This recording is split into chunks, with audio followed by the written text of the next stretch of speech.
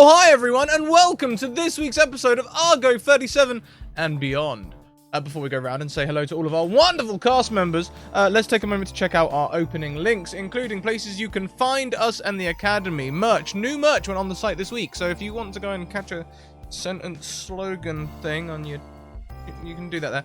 Also, we've got Discord, where we'll be talking about the show afterwards, and all the other places you can interact with us in the community and talk to us and get games and all that good stuff. We also have sponsor information. Check out Bird and the Storm Publishing and Mage Hand Press, who created the Dark Matter expansion for 5e, in which we used this thing today.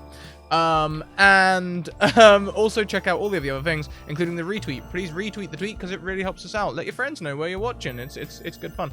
Let's go around and say hello to everyone. We'll go anti-clockwise around the screen, so I'll do a quick... unfortunately, Jess can't be here today. She's at a convention. Hazard of this trade, I guess. So she'll be back next week. I'll put her links in chat for you all now, so you can check her out. Or her Twitter, at least. And then let's carry on around and go next to Todd at Crusade Warlords.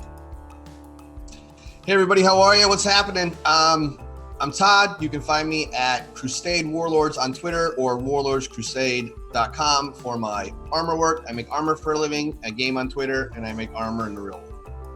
Excited to be here and ready to go. Fantastic. Thank you so much, Todd. And next around the screen, we have the Crafting Muse. Hi everyone, I'm V. I have the YouTube channel, The Crafting Muse. You can find me there, you can find me on Twitter, you can find me on Instagram. And today I'm going to be playing Elara Gibbous, Lieutenant Commander of Argo 37. I am so thrilled to be back into this game. I can't wait. And hi, I'm playing Blister. You know me. But last around the screen, we have Alice. Oh, hi, I'm Alice. I'm also White Rabbit Pick. I'm also a well-to-do hobbit in Twitch, which I should probably say because I've learned a lot of people didn't realise that was me and were talking to me. Yes, Argo, we are back, and shall we jump straight into it? So last week, after escaping Earth and Area 51, after these husks sort of took over Area 51, the group escaped and headed straight back into space before hitting almost like a wormhole, like a portal. And as they came through the other side, in this sort of dark open space, we saw a huge skeletal dragon head. Almost like it was huge. It was two sort of it drifted through space, and it had the spine, it has the rib cage, you can see the tail whipping round and these legs as it sort of hovers motionlessly there through the stars. And attached to it seemed to be like pods and sort of metal and lights and all of these different devices and rooms, and this looks like it's a spaceport built off of a huge ancient creature. And we go to the next morning as Argo has been making a full circular route around this to scope out and get some information on this place. And we will start with Vega. Vega, you can start in your quarters as you're sort of waking up. What are you doing when you first wake up? Is there something in particular you do? Vega will get in a good stretch, because that's important, and then immediately find somewhere to make a latte. Yeah, you've probably actually got one of the machines in, it comes straight from the kitchen, but it's like a small inlet in the wall where every morning somehow there's a coffee mug there, which you're pretty sure Argo puts there. You sort of check it, it looks clean enough, and you put it in this little inlet in the wall, and coffee starts to pour out. Perfect. He's just digesting what has happened in the last 24 hours or so. Really in shock, doesn't really know which direction he's going in, but knows he had to be out of where he was, and he was looking for that sign, and So he's kind of just digesting the crew and the people he's met here as of yesterday. Perfect. And you can drink your coffee. You can take your coffee off of the side. And oh my god, I can hear the ice cream van coming. I apologize now. You are in this room, and it's a pretty basic room. You've got your bed, you've got a desk, you've got some panels in the wall which are for coffee and things like that. You can see other things. They don't seem to be lit up. You can probably assume they're broken or not working, or there's just not been a need for them. You do, however, in the side of this room have this huge window, and you can look out over this creature, this giant skeleton that's drifting through space. It doesn't seem to be drifting anywhere particularly fast, but it does seem to be moving.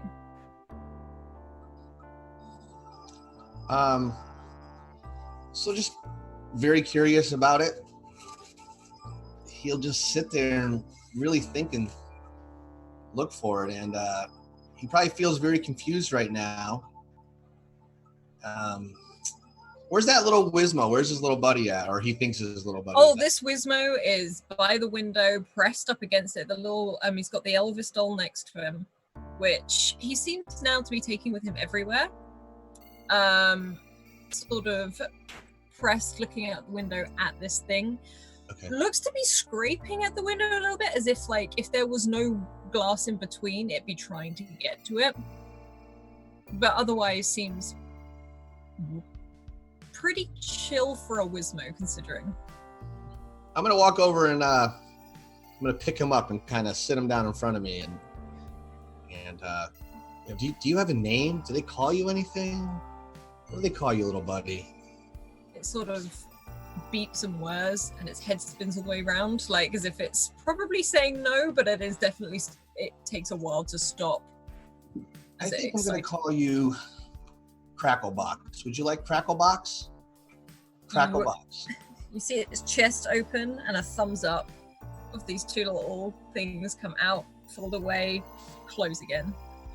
And I wasn't really gonna throw you in the space if you acted up. I hope you know that.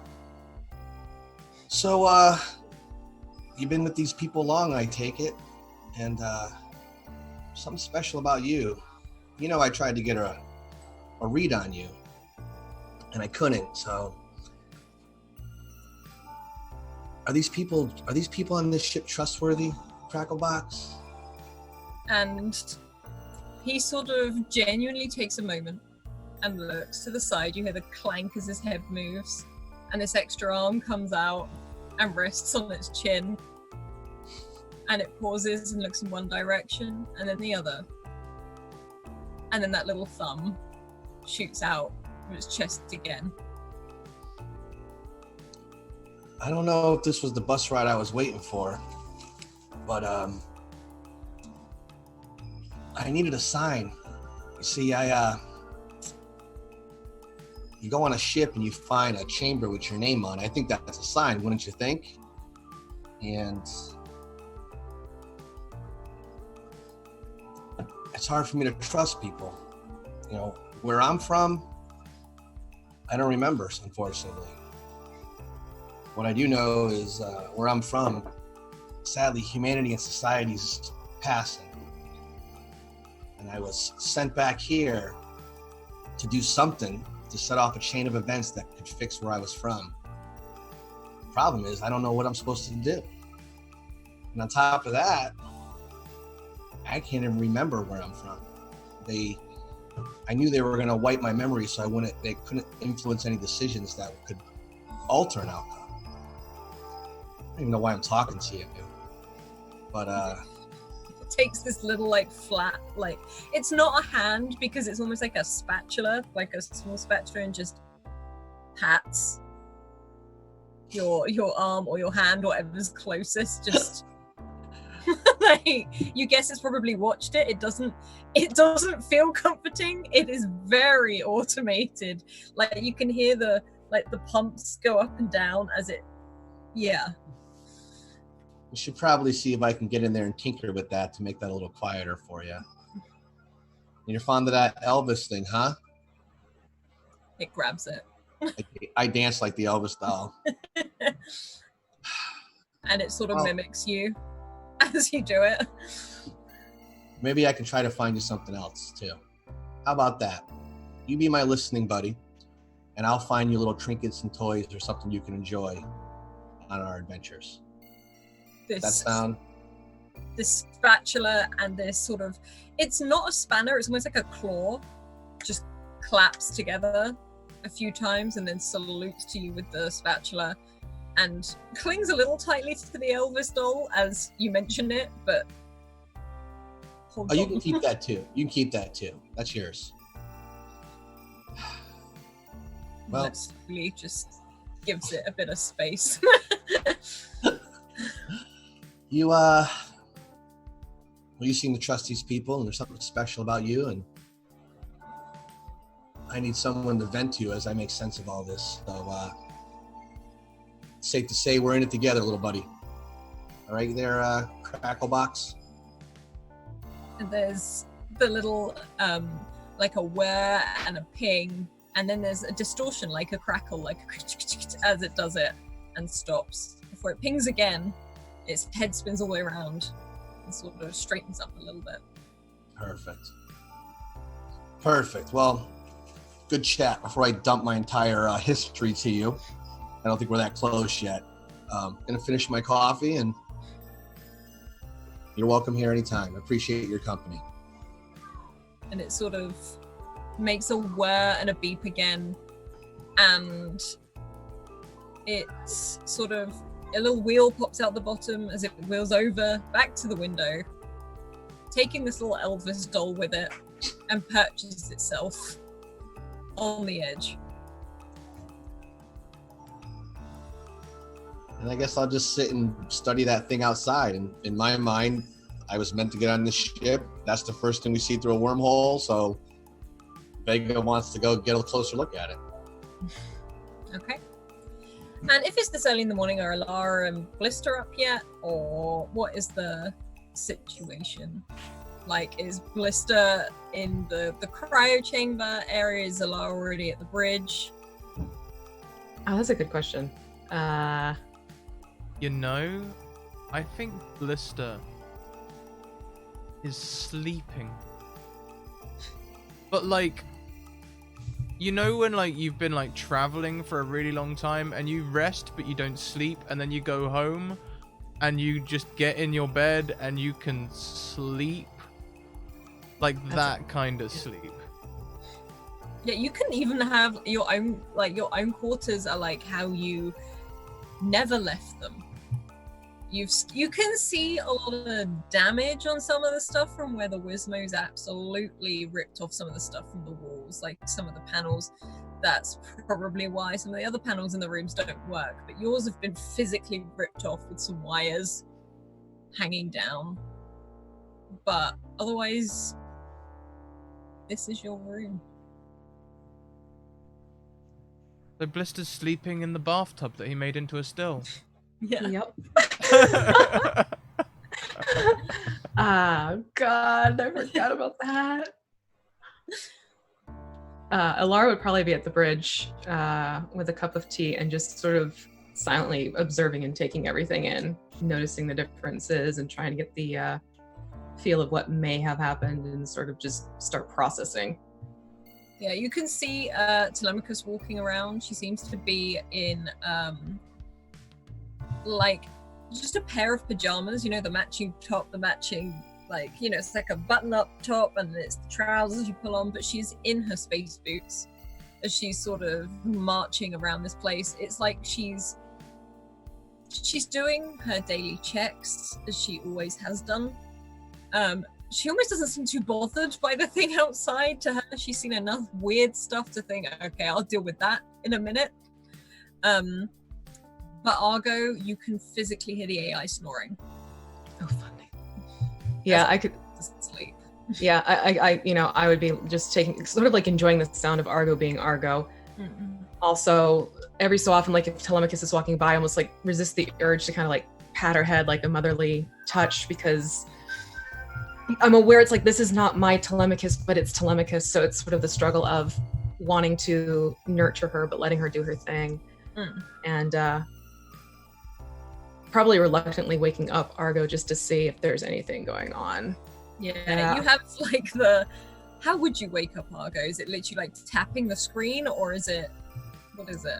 It'd probably be like a tap of the main screen in the bridge, like, you know, Argo. Yeah, you actually see him just sort of shake his head like, what, can't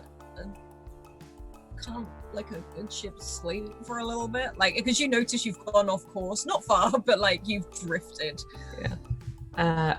Sleeping's fine, but it's time to wake up, Argo. And there's just that sigh, and beside him you see, almost in pixels, slowly form this cup of coffee that starts to pour. This very AI fake looking cup of coffee, but it makes him feel good. There's no hands, it's literally just still his head, and the coffee seems to make its way to his mouth himself and drink it. He's like, all right, what can I help you with? What am I supposed to be doing this morning? I know it was something. You're supposed to be staying a little bit more on track. I'm on track. Like, and he sort of looks out, like, he turns the screen to look out the main window, and you feel the ship distinctly make a right turn. Did Blister give you something last night? No. All right. Think you can get us a little bit more back on course, Argo? Yeah, I'm on it. And you can feel the ship, like, you hear it just take almost like a bit of a power up as it turns and starts circling this again. And it takes a long time to circle this creature. This is a huge skeleton. Okay, so then seeing Argo get back on track, because it's Argo, I'd probably go and wake up Blister. You find Blister asleep in the bathtub, and as you sort of open that bathroom door, creak open, lined all the way around the bathtub are 24 Wizmos just watching him sleep. Morning, guys. They sort of turn in unison, beep at you, and turn back, just watching him like in fascination.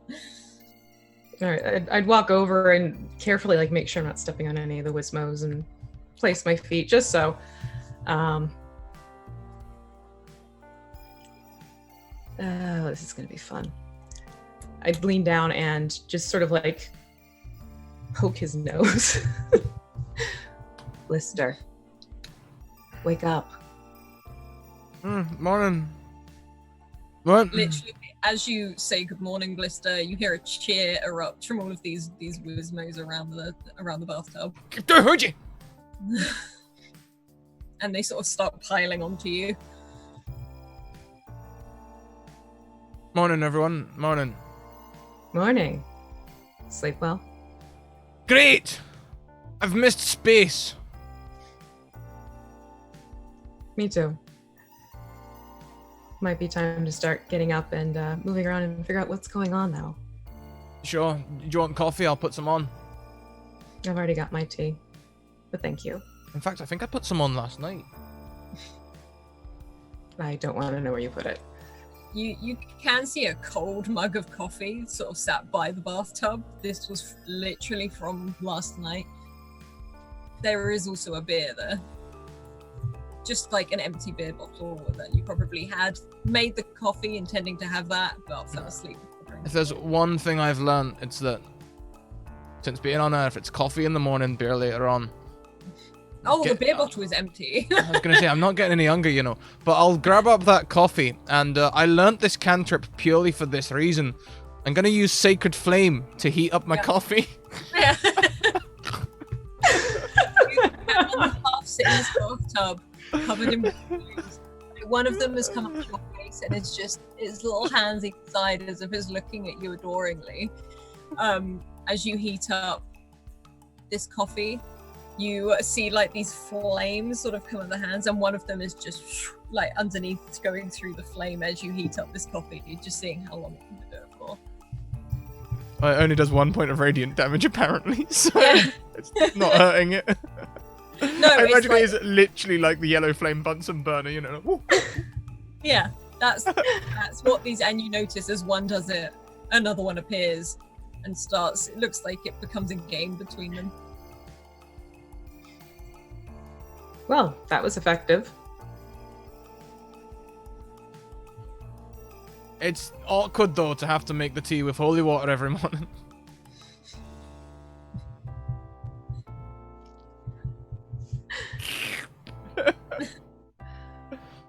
Think you'll be ready to start the day soon? We got to sort of figure out what's happening. Yeah. Blister will just sort of tumble out of the bathtub. You know, he fell asleep fully clothed, so yeah, I'm ready. All right, let's go maybe chat with this 88. Oh yeah, he See. seems like a real nice guy, doesn't he? Sure. He shared the beer with me. Gotta be an alright guy. Oh, of course. Beers always make best friends. That's how I got my last job and lost my last job. Yeah, noticing a pattern.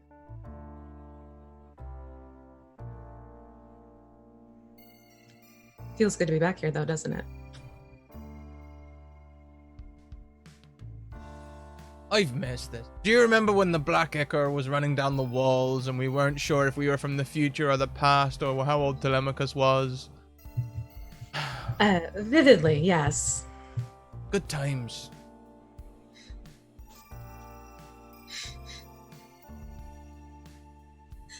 Sure.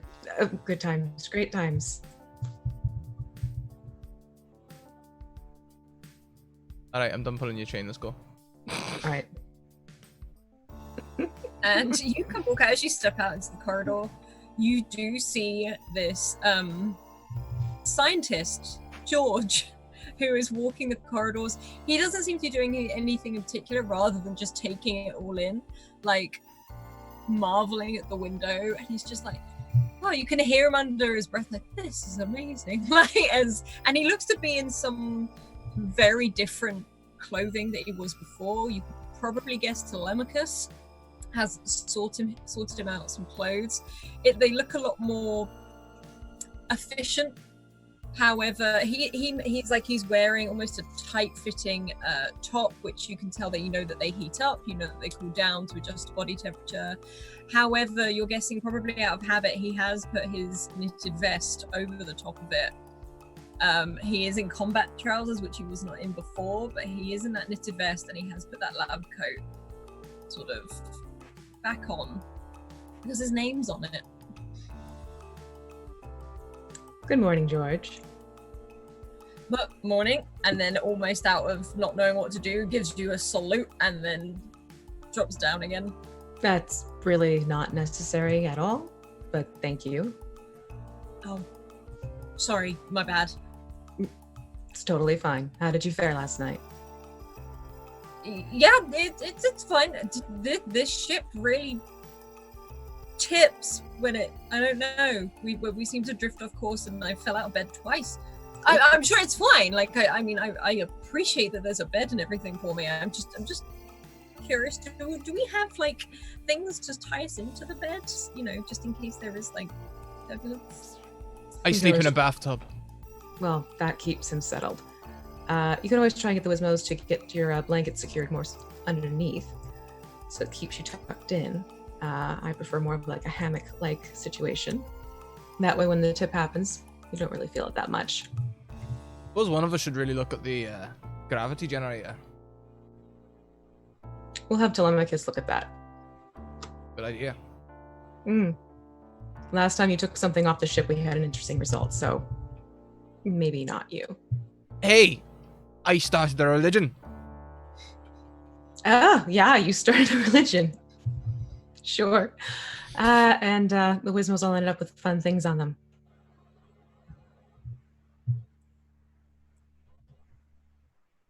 Anyways, George, we'll see if we can get this fixed for you so you're not tipping out of bed. No, it's fine. It's not too much of a bother. I'm gonna go down to the lab. I was gonna do some research with the kid, and so you can see him still processing the fact that he's not the smartest person on the ship.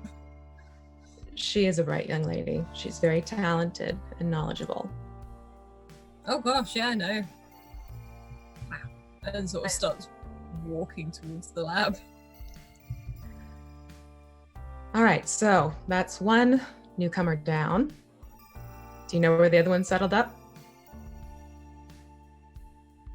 I don't know. He's got a starship though, so maybe somewhere near that.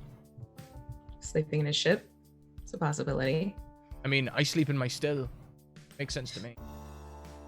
And like, Blister's just generally walking around. Like, the only, like, thing I could compare him to at the minute for, like, a simile is, like, you know, like, if you go back to, like, your childhood home or childhood, like, mall hangout, and you're, like, walking around going, do you remember when that was a comic book store? And, like, like... Tell you what, I'll go find him. You can, reminisce. Oh, no, I'll come along. It's all right. You sure? Yeah, I'm good. All right. And Vega, you can hear this conversation as it's literally 2 doors down from where you were. Like, one of the Wismos took you to one of the many rooms on this corridor, and you can hear them. You heard George, and then you can hear them talking about you sleeping in a ship. I'll wait till they seem to be done talking. So as I'm sitting there discreetly, just trying to listen, you know, kind of gauge them a little. I'm sure they'd be doing the same to me. And as soon as there's dead silence, I'll just step out in the hallway with a cup of coffee and, you know, just be like, I took this room if that's okay. No, it's perfectly fine. It's good to see that you're up.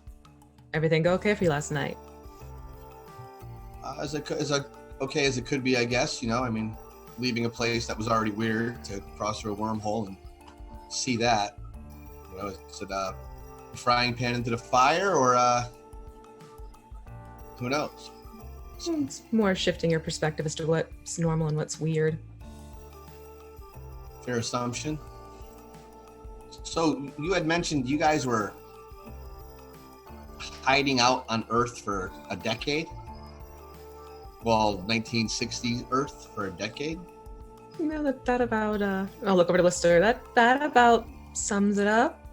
Yeah, less hiding out, more sort of like taking a vacation, I guess. You know, I think you've earned a decade vacation when you save the world or the universe. Yeah. You know, we had a little bit of an intense situation and happened to be on Earth and thought, why not? I suppose we all have a past, right? Actually, I suppose really it was more Telemachus that saved everything. We just but we definitely helped. We were an aid. All right. Well, what now? Well, what brought you to Area 51 in the first place? So I don't want to get off on the wrong foot by trying to lie to each other. So what do you say at any point we can stop answering questions and we'll respect each other's privacy until we get to know each other better? But I infiltrated Area 51 with a contact to find some information and masqueraded using my previous pilot skills as a test pilot for them. I earned a call sign, supposed to fly some ships, been there for quite a bit. Befriended George, as he was probably the only intelligent one there to deal with. And that's about it. That's what brought me there. How did your ship get there? Or how did this ship get here? Is it that ship or is it your ship? It's one of our ships. The AI seems very intelligent, so I don't want to insult it. You won't. Don't worry about that. He's useful sometimes. Okay, I was gonna say useless, but fair enough. Well, technically, you're both right if you're arguing the same point. We have different ways of saying the same thing usually. I see that. And can I ask what these little Wismo things are? Fascinating. Are they like, did you build these things? When? As you do, this little Wizmo comes out, dragging this Elvis doll out with it, and just sort of perches itself by Vega's feet. When Oh, he did didn't the have a Wizmos name. come from? He didn't have a name, so I called him. I decided to name him Cacklebox, if you don't mind. He seemed to enjoy it, so he's Cracklebox or Maybe. K-Box for short. If he's taken to you, it's fine by me. I'm not exactly the one they flock to, and I'll look over at Blister. And at that point, I'll turn to Cracklebox and I'll go, thumbs up, dude.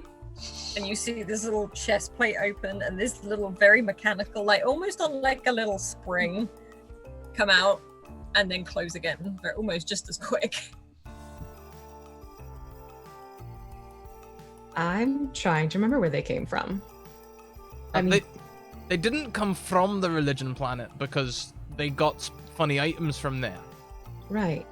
They just sort of showed up on a ship one day, right? And they're definitely multiplying. I don't remember there being like do. 24 to begin with. No, you're right. It was only a few, and then they kept going. And they've locked onto you for sure. That's one thing. Came in handy a couple times. It's better than the space rats that were following me around before, let me tell you. Yes, I'll agree on that one. So, where they're from, not exactly sure, but they just sort of like to make their own chaos at times. Oh, Well, K-Box did great as a little test pilot as we blew out of Area 51, or a little co-pilot, not test pilot, co-pilot. Right, dude? And so, he has the Elvis there. And, well, anyway, I guess really it's not important where they came from. It's, they're not trying to blow the ship up or anything, I guess. Right? They're not intentionally harmful. Sometimes they do get into trouble, but other Yeah. times they're extremely helpful. That's true, yeah. If we were ever on an enemy ship, you couldn't have a better ally. Well, truth time, I stole that ship. I didn't arrive to Earth with it. I'm not too sure if it would work, how far, where we're at, if anything's changed. I'm not too sure if it would work out here, but I'd love to get a closer look at that Titan thing that's out there, that big skeleton with all the pods on it. I mean, that's fine by me. It's one of those things where you do what you have to do. If you want truth time, I'm a clone. And she'll smile and just start walking towards the ship. Well, I meant all of us to fly over there because I wasn't too sure if that ship I stole would work out here. Oh, But I you don't know, know. let's take a look. Yeah, we can do that. Argo, so you set a course. And that screen comes down. What? That thing over... You don't need coffee, Argo. You're a computer. Look, if I want coffee, I'm gonna have coffee. Let them have Morning, this. Argo. Cheers. See? Can you set a course to the... What is that thing? You hear sort of tiny little footsteps coming down the corridor almost as soon as you say that with a glass sheet. It's like, apparently it's called Titan's Port. And Telemachus stands there, now no longer in pajamas, in her sort of all-in-one spacesuit zip-up onesie, still that bobble hat crammed on her head with the tassels hanging down. But, Titan's Port, that's what it's called. Of course you figured it out. Thank you. Oh no, it says it right here. And she sort of like turns the screen around and you can see almost like what like a Google search is equivalent. Do you have any other information on it, Telemachus? Apparently it's one of the many titans, or that's what some people call it, that used to, I guess you call it, own this part of space. Interesting. And what's its purpose now? Does it say? It's a spaceport. Looks like there's many different businesses, factions, bars, and many restaurants that you can enjoy the evening there for. Well, that sounds interesting. There's also a lot of hotels there, apparently. And she's sort of like scanning like up and like through. Like, There aren't any very good ratings, though, I wouldn't know. Well, I mean, we have Argo to stay at, so we don't have to worry about a hotel. But she'll look over to 88 and Blister. I think maybe checking it out might be a good thing. We're going back. Yeah. We're going back on a tour. You know, we're gonna need supplies. I left all my True. beer on Earth. The food's probably low. I used a lot of food to make alcohol last time we were up here.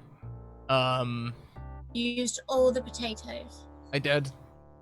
You Who said, eats potatoes anyway, though? Really? I eat potatoes. Like, and you So can do see I. the faction goes off again where they start that weird arguing thing with each other, which isn't really an argument, it's a debate.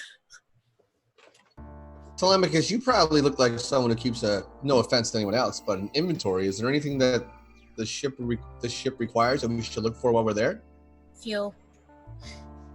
We Well, burnt so- off most of it leaving the atmosphere. I don't think it was fully fueled to, get anywhere. And I spoke to George earlier. Apparently, they only put enough fuel in it in Area 51 so that people like you couldn't fly too far. Well, then that's the first stop. Get some fuel. Okay. I like this plan. One doesn't go through a wormhole and arrive at a spaceport for no reason. So let's see why we're here. Works Sounds for good. me. My cat Sounds is good, yeah. snoring. And Oh! Telemachus turns and is just like, Well, Argo, and she bangs on the wall and you can hear that very empty like clang. It's like, we need to go, and she turns and starts walking back towards the bridge, and you hear fine as he turns his back, like the back of his head to you, and you do feel the surge as the ship turns its course and starts making its way towards this Titan's head. And as it comes in closer and closer, you can see that Argo isn't a small ship, but it's not a big like liner ship either. And you can see Argo is maybe half the size, maybe even a quarter of the size of one of the teeth in this skull. This thing is big. And you approach this mouth that looks like it has been forced open, like mechanically. You can see all of these big sort of industrial like things sort of keeping this mouth open, as you can see platforms as you go in between the teeth on this almost dragon like skull. It's got that long muzzle of all of these teeth. You can see huge eye sockets. In one of them you can see where people seem to be in spacesuits working, adding more and more bits to this skeleton, creating a bigger and bigger spaceport. And you see other ships come in. Most of them look in a lot better condition than Argo is. They're not as clanky, they're not as pieced together. Some of them are very sleek, and it takes a while to come in. But as you reach the platforms, you can see these little, almost very fluid moving creatures. These amoeboids, where each one seems to be a different color, and there always seems to be two guiding the ships in, and they don't have those like little glow stick things. They themselves start flashing an orange color as they guide you in towards these many platforms. And this landing bay is huge, and you can tell this is one of many.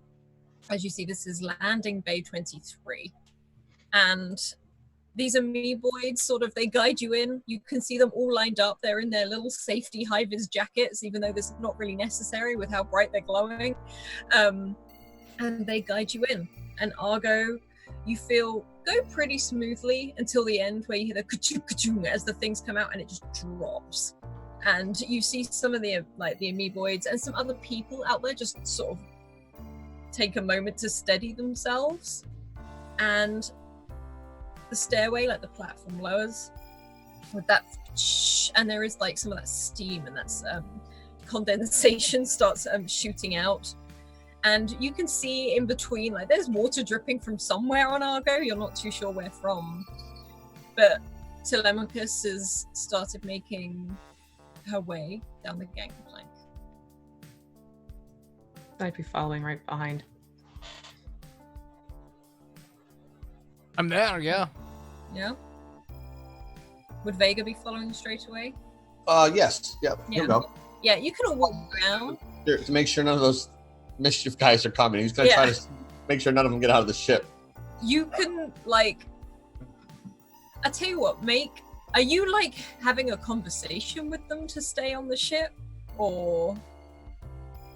Well, I don't think I would, 'cause I don't think it's my place, but it's what everybody's telling me of how they can be mischief on this giant thing to where our ship is the size of its tooth. I would try to make sure they don't follow, or try to just be like, put my hand up like that. If Cracklebox tried to follow, just be like, you have like you put your hand up, and all of them, including Cracklebox, stop, and they look at you.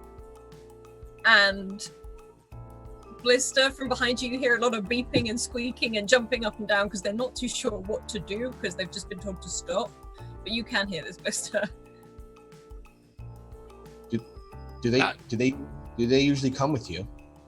No, it's just real interesting that they actually listen to you. I didn't mean to overstep my position. No. It's saying. They don't listen to anyone, not even me. I usually just, provide suggestions. Are they offended? I try and gauge the Wizmos. You don't. I tell you what, make a perception check.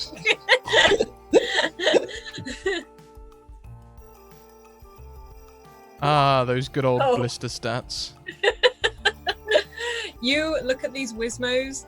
They're not like, they don't look disgruntled. You can see one of them like kicking their feet at the side that looks a little disappointed that it's not going, but they don't seem to be like forcing movement or anything. This is a blessing in disguise. Let's just all right, go with it. So I'll lean down to Cracklebox and say, so stay behind, watch that ship. We need someone to hold the ship down. That new scientist on board, he makes sure he doesn't touch our ship, right?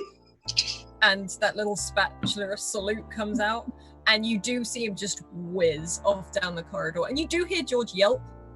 You're not too sure what it is, but... That poor scientist. He'll be fine. Is there a way to shut the gang ramp? Yeah, you can hit the buzzer, and it is literally a big red button. It's like... And it starts going up and closing. And there are a lot of other ships, sort of all parked up, all very linear, all the way down here. There are lots and lots of people either coming off the ships or running to the ships. And you can see what looks like a mixture of human, elf, orc, and also some of these amoeboids come running up in these like little jumpsuits. And this one of them approaches you, this other amoeboid, with a clipboard. Hello! And it sort of looks over to you. We are the maintenance team. If you need anything, please let us know. Would you like to be refueled, restocked, and we also provide a cleaning service. And looks Cleaning service. Yes, by all means, that would be wonderful. Would you like to have your ship cleaned on the outside and on the inside, or one or the other? How about both? We can provide both. And it's like, how much fuel do you require? All of it. Full tank. Oh, yeah, full tank. And give me all your fuel. That's gonna be great. This amoeboid sort of like does a weird sort of slide and squelch as it moves its side of this green with, there's some stuff floating in it. There's no eyes, there's no nose. In fact, as it talks, it flashes a little, and it starts going around with its clipboard, making like analysis and stuff like that. And you can see a human run up to it, and it's like, we're going to need the extra deep clean. And they sort of start going around and making notes. Actually, like, wipes one side of your ship so you can see the name of it. How do you guys usually pay for this service? I look at Alara. Telemachus walks forward with a card. This little, it almost looks like a flip. like a floppy disk, an old sort of thing, and it's very clear with some blue beeping buttons on it. It's like, there you go. Like, and holds it out, and this amoeboid looks over at its wristwatch, scans across. Perfect. And thank you. Please enjoy your stay at Titan's Port. I think like Go ahead, you go. Elara's seeing Telemachus do that. Like, I think at that point that sort of like she put her hand on Telemachus's shoulder and just sort of like give it a squeeze, like that whole like proud of her type of gesture. She gives like a grin and pockets this thing just literally in a top square pocket. Well, I don't think Earth's US dollars are worth anything out here, and I, as you can imagine, have nothing. But if I could borrow, so they could do a technical readout on the ship that I stole, I would put that ship up as collateral until I could pay you all back. And as you say this huge bird-like creature steps forward, long beak, these massive feathers in a very sort of a gold and red, sort of almost like robes. Sorry, which year from Earth were you traveling from?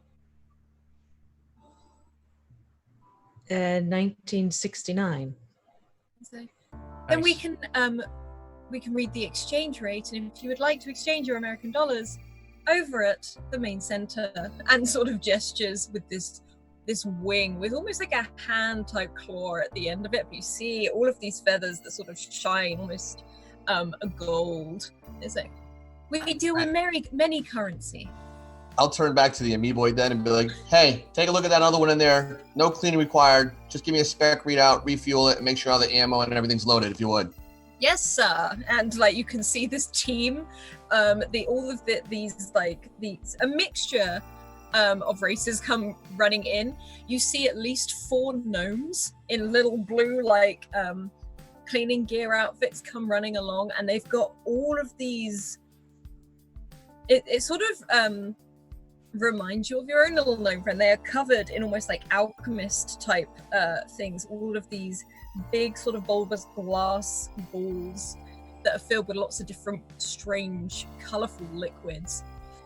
And they sort of stand, look at the amoeboid, and start making their way onto your ship. Can I tap one on the shoulder really quick? Hello.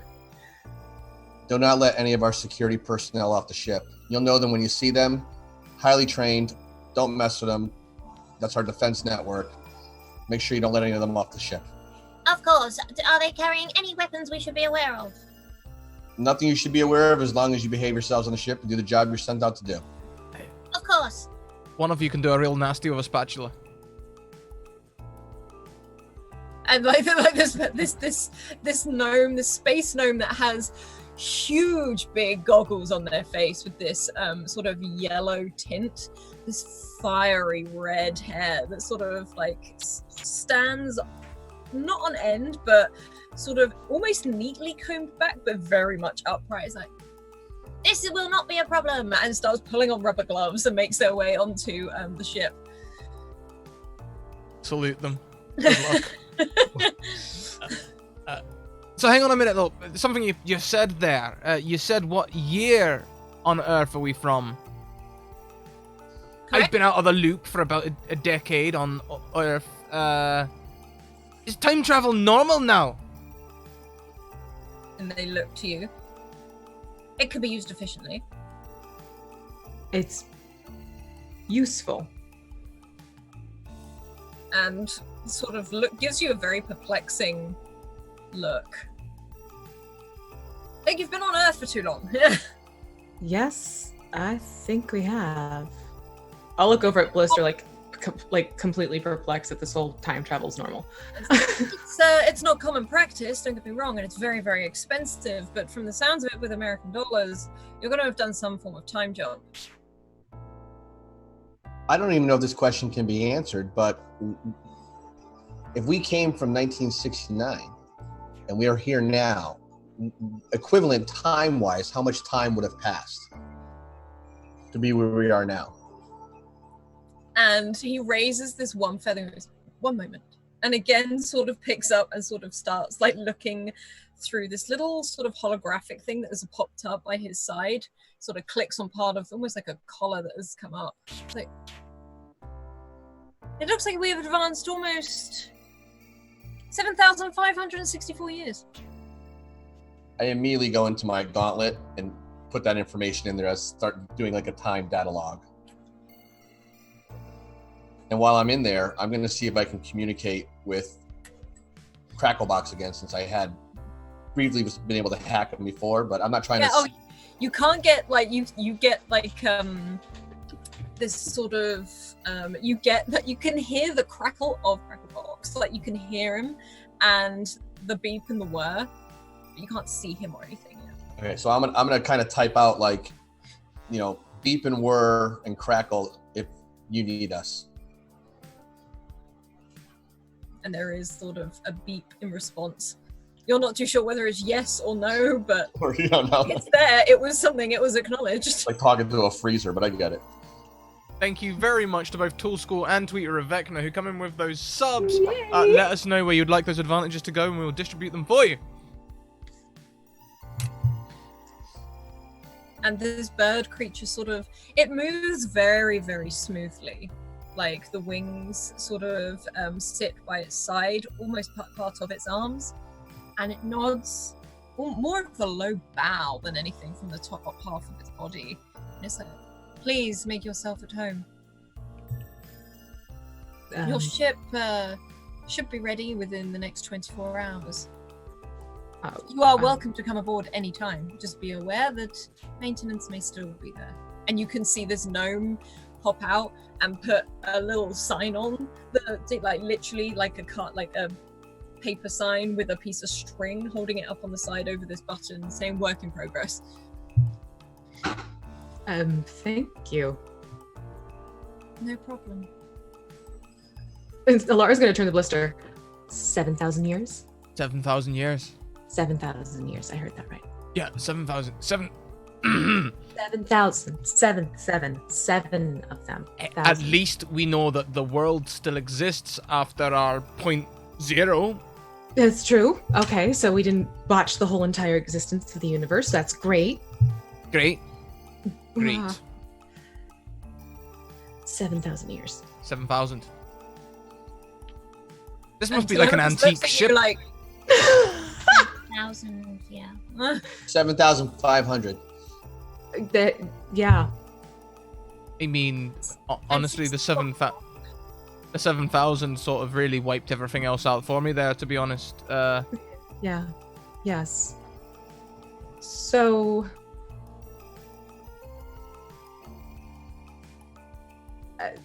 Telemachus, dear, what brings us 7,500 years forward? I don't know. You didn't bring us here. No, we went through that wormhole, remember?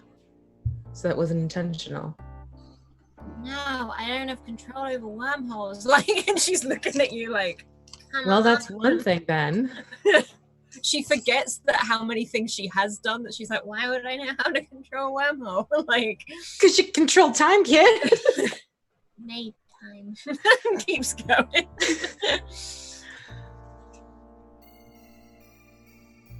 Okay, well... Hey, well then, if we're not here for a reason... Then we make our own. I have to go do an exchange, and then... Are you telling me you've got a contact in the year 7,564? No, I have US dollars I have to exchange. Oh, I thought you meant like, you know, an exchange, you know, like a brown paper bag jobby. No. And then I made a promise to somebody, so I got to go shopping for something, just something small. Right. This is where the respect each other's privacy kicks in then. All right, I'm gonna buy a little trinket for Cracklebox because he's all right. Laura's just gonna kind of like tilt her head and like try not to smile too big because she finds it absolutely adorable. You see Telemachus like striding, not away, but like you can see almost like this, it looks like a very long, wide corridor that goes very, very far back. And you see almost what looks like a blue field in front of it, which you see her walk through, put her arms out. You see a couple of people doing the same, and she puts her arms down and walks through and looks back to all of you. Telemachus. Yeah.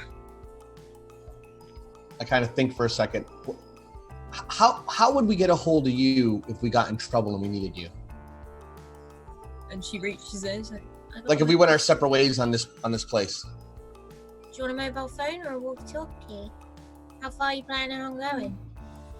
Well, I just figured as we split up a little bit, we're in a strange place. Perhaps a line of communication would be good.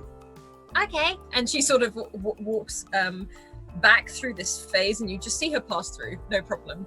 This sort of blue ram over her, and she pulls around like this backpack. She's like, do you want flip phone, smartphone, walkie-talkie, or wristband? Wristband. Okay. And she pulls out this very straight thing. Hold at your wrist. Can you put it right over the gauntlet? She slaps over the gauntlet, and it just sort of fixes itself around you. Perfect. Just Thank name you. and it'll come up. And she looks to Alara and Blister. Smartphone, flip phone, or wristband. Helmet. And I'll tap my helmet that looks like a headband right now. Okay. And then looks to Blister. You know, I've always fancied one of them flip phones. Yes, Yeah? but you might lose it. She starts like... Maybe wristband and flip phone. Because then I can do the, you know, like the cool thing where I just open it in one hand, like whoosh, and like answer it, you know, like kind of like the Matrix. She pulls out this fairly clunky looking like flip phone. It's white, black, and orange, and she's just like, Look, it's even got a Walkman. and hands it over. I hold it for a second. Nah, it didn't ring. Never mind. You know, like the movie when he opens the bag and... Doesn't matter.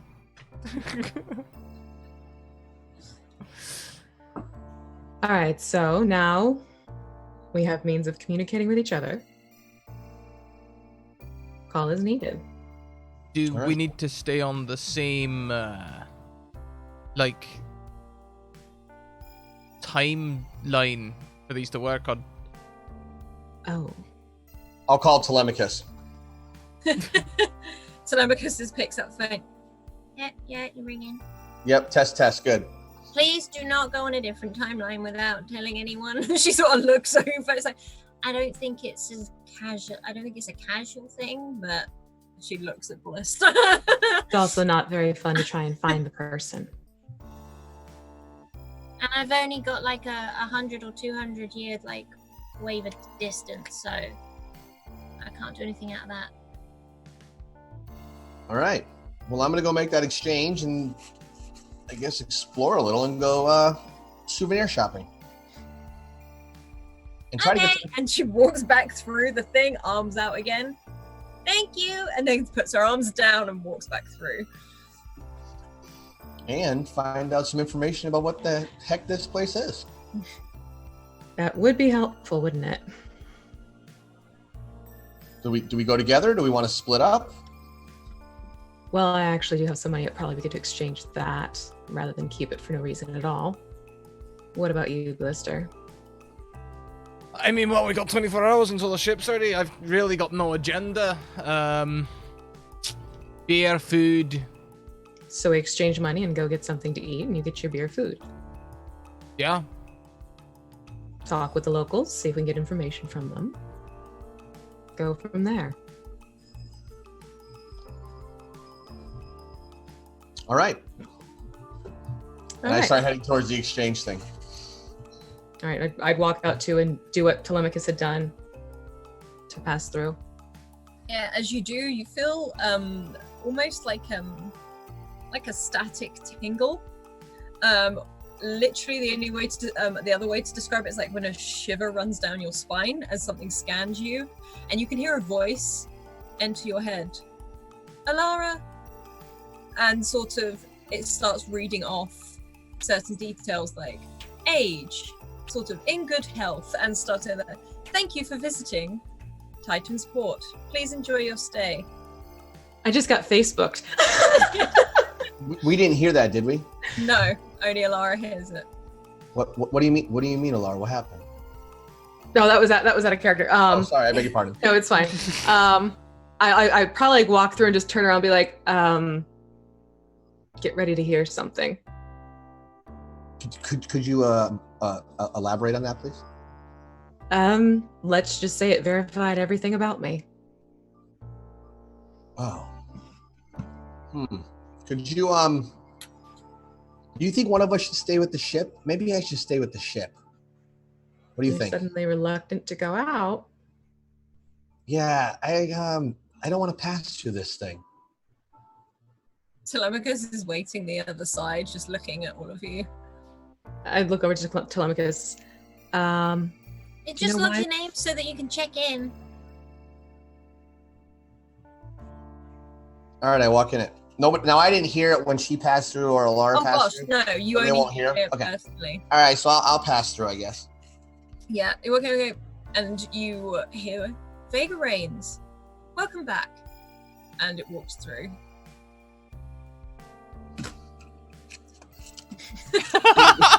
See if I can pull out a little pad of paper and start writing stuff down. All right, I'm excited. We're getting things right. I've never put my real name on a form in my life.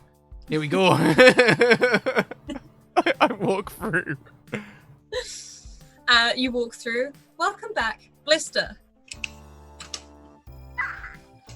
Medical seems to be good. All in check. Liver is worse than last time.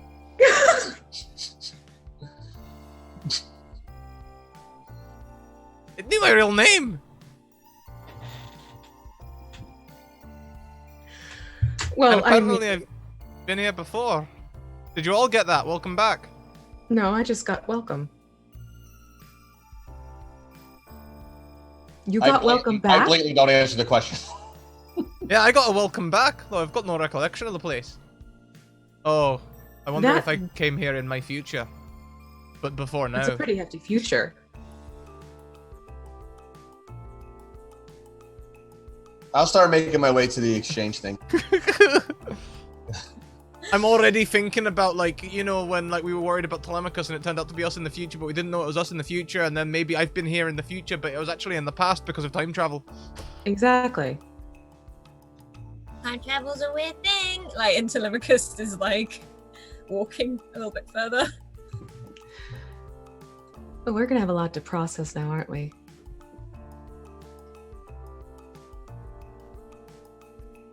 Are you okay? Who, me? Yeah. Yeah, I'm fine. I mean, what's the worst that can happen? You've pretty much been through the worst that could happen. Right? And as you do this, I'm assuming Vega is still walking. Because, yeah, you're walking off in one direction. Telemachus is sort of not with you, but almost like marching just ahead of you. She strolls forward, and Blister and Alara, you can see them walking. And Vega, as you do, you come to the end of this huge, wide corridor. There is all manner of creatures and races and just people walking backwards and forwards, all in very different types of clothing. It's a very, very diverse port, and then it opens up this small corridor into a huge circular bay, like a room, and you can see levels upon levels upon levels, all these different balconies. Down at the center you can see almost like a very, very small desk, a very circular one. There's like 4 or 5 people at the center of it talking to people all the way around, and you can see sort of flashing neon lights that say exchange info, and then it seems to say it in lots of other different languages, and you're pretty sure it's the same in each one, but it's all in all of these different texts. Some of them are very, very odd, something that probably never seen at all, any of you. You can see these sort of holographic plants. They're not real. You can see there's one that's being under maintenance, as it's obviously broken. You can see it flickering in and out. And you can see another corridor at the other end, one to the left, and you can assume just branches out, making the spaceport bigger and bigger. And this seems to be the scale of it. This reaches so high up. This looks like this is one of the main bits in the skull. You can't really see any of the bone. You can see a lot of glass to show the stars and the other ships outside passing over. And all along these balconies are what seems to be like shops, restaurants, bars, hotels. This is like a pit stop. That's awesome. So I as I'm making my way, I just want to say I am actively alert, looking to see if anybody is looking at me, since that machine just told me I've been here before. So I guess I'm just gonna look to see if anybody's takes interest in me as I'm making my way to the exchange counter. Yeah, make a perception check for me, please.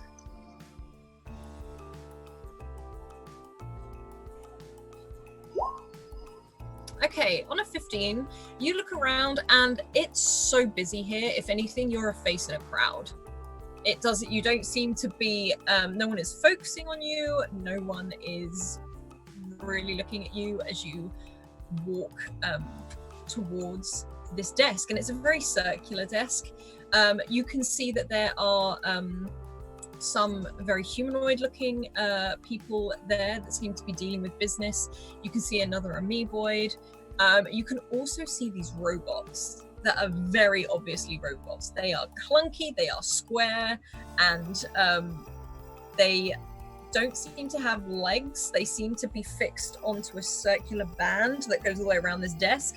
You can see them sliding around it to talk to guests rather than anything else. Thank you very much, Tweeter of Vecna, who donates to see Blister roll on the table. Okay. Bye-bye. Hang on, I need to find the table because I don't want to overload my computer. Scrat, if you can pull up the table, that would be great for me. Just so because my... Which table would you like? I will have a think. Bear with me. Vega, you can approach this desk. As you do, you could, like I said, there's lots of people here. They all sort of form queues. You can see them all sectioned off and all these people helping. And you see this robot. You think at first it's got its back to you, but then its head turns all the way around and looks over at you with these sort of very, very round, very bulbous sort of blue eyes and this very mechanical mouth. You can see it, like I said, is very clanky. It doesn't look like a robot that looks humanoid. It doesn't look like a smooth moving one, but it's like, hello, how may I help you? You are muted. Okay, so you can't read lips. Good, robot. Exchange currency and information, please. Please, could you provide the currency you wish to exchange? Sure, whatever I got from gambling or pay as a pilot, whatever I have for US dollars, I'll just dump it into this. Okay. And as you do this, this thing holds out their hand.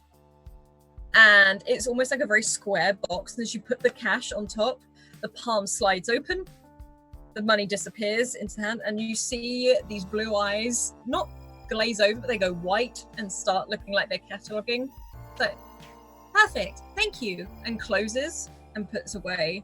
And from the other hand pops up, and you see this small card, very much like the one Telemachus had, pop up, almost like a floppy disk. This one, however, is green and has some of these dots along it. It's like, please, you may use this at any sort of institution at this spaceport. Is there anything else I can do for you? What's the value on this? And it's like, you have, and it sort of like starts to scan again. It's like 462 credits. Thank you. Information? Same What is place, it you or would like to know? any record on Vega reigns at this space station, gambling, debts, arrested, public drunkenness, criminal activity, work if he was working here, family here, and when he was last here. And this robot physically blinks. Please give me a moment. I will process this information. And it starts it does this thing again like it did with the money going through. And it is there just for a time giving all the information that you have done at this time. Meanwhile, what is Blister and Alara doing? Well, going to exchange the money that we have as well. So probably a little bit behind Vega. As opposed to right on top of him. Yeah. Do you have anything in your pockets that we can use for the exchange? I mean, I have stuff from my own. Let's see. I've got Dot's pulling things out of his pockets. I've got $10, a nickel, and a dime. I've got 100 yen. I don't know where that's come from, honestly. I've got a lot of lint. And do you think they take receipts? Maybe. Tell you what, give me the change and the cash and the yen, and we'll go from there. The lint, I don't see that having much monetary value. You never know. Would be very useful. Insulation for pixies. Sure, great fire starter, something like that. But for now, let's just focus on the money. I'm just saying it could be currency, but all right. He'll keep digging through his pockets. I've also got a special edition coin from a convention. Hang on to that one. All right. It might be handy later. Are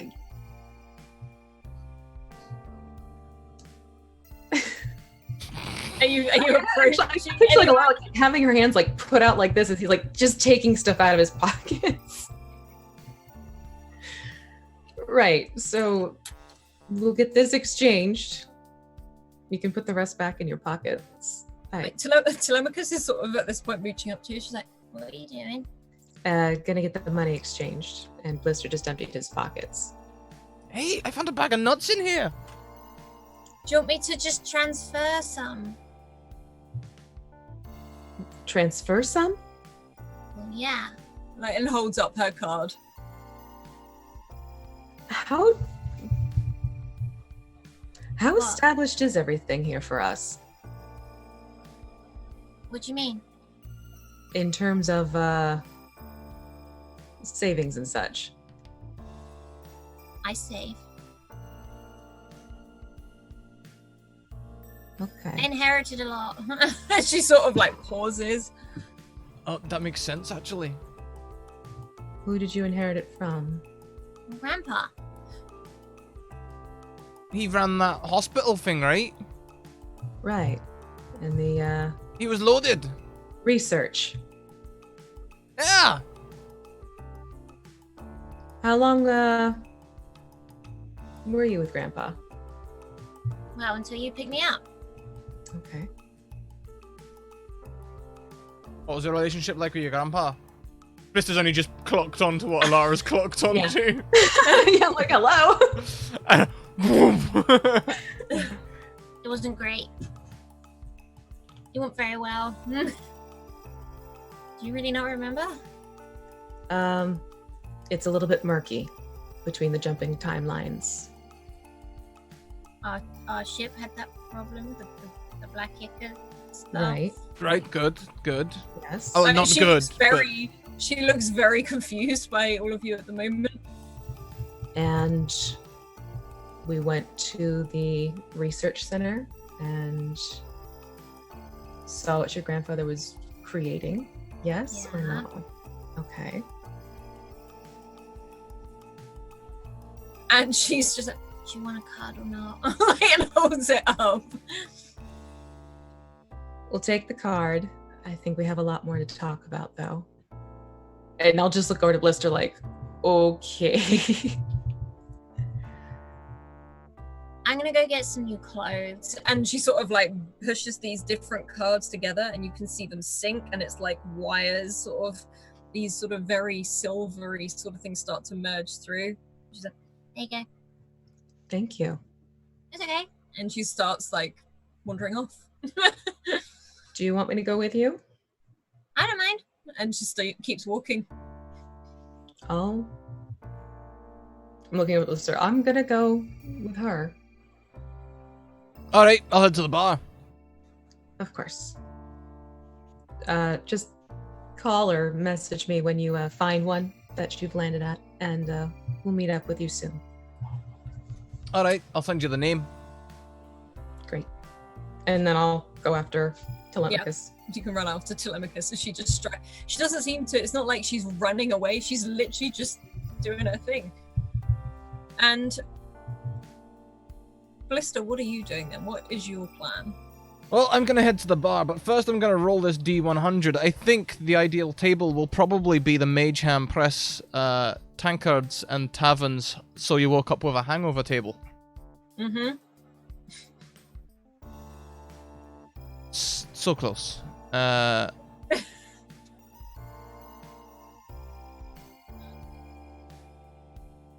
will send that to you, Alice. Thank you. Yeah, I'm just gonna wander towards this bar, suddenly thinking,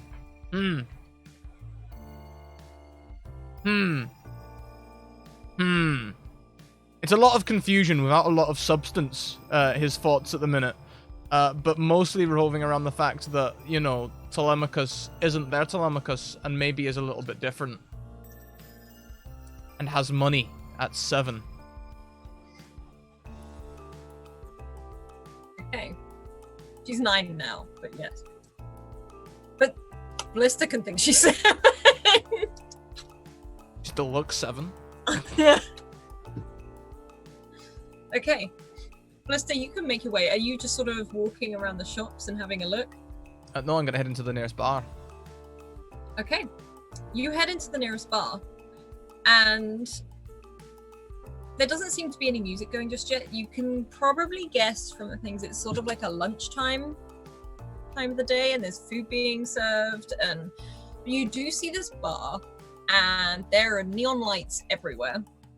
On all the pumps, on sort of advertising on the drinks all the way around. You can see these big screens showing off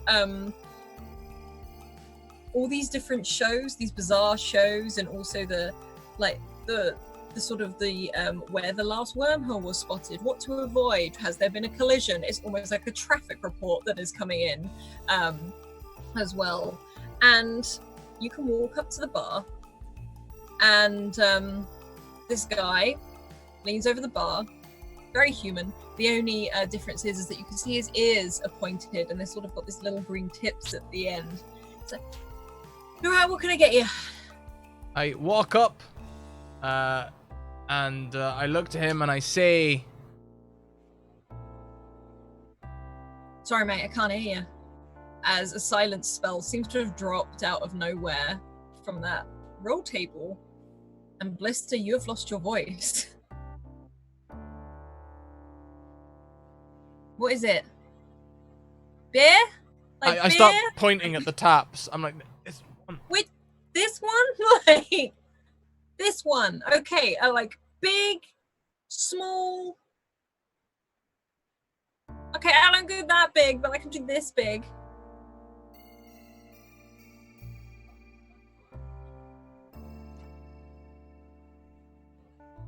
Yeah, buddy, I can't hear you.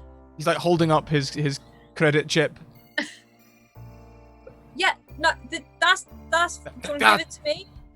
Yeah, he's like looking. He picks up like a beer mat and oh please have a spell. No wait, I'm silenced. Well, maybe I can still have a spell. It depends, as long as it's not a voice activated one. He's gonna use Sacred Flame again to just burn in the beer mat. T-A-B. Whoa, buddy. Okay. Yeah, just pass it here. What's your name? In fact, do you know what? Don't worry. I'll remember your face. And he sort of holds As out. soon as he says, "What's your name?" Blister's face just drops. Like... And he holds his hand out. Your card. Yeah, okay, thank you. And you see him go over behind that, and you can see him chuck it under one of the slots, which says tab. And he's like, this one, right? Okay. And he just starts, he pours. And you see through the neon lights, actually, there's this liquid go up the pump, around the pump, and this sort of mechanism, as the guy lets go of the glass, tilts the glass automatically so that it basically pours the perfect pint. And it straightens up as a curly straw beer pump that pours perfect pints, Alice. Look, I like good pints. I like curly straws. Like, I don't see where there's a problem with it.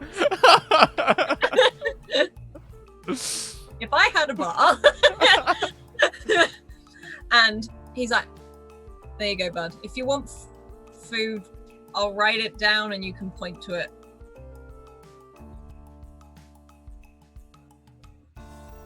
And he sort of gives you a nod and walks.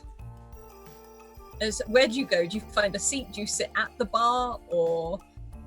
Well, yeah, you know, someone's got to keep this bar standing up, so I better just prop it up. Yeah. And just lean on it. You can do that, and you sort of lean on the bar.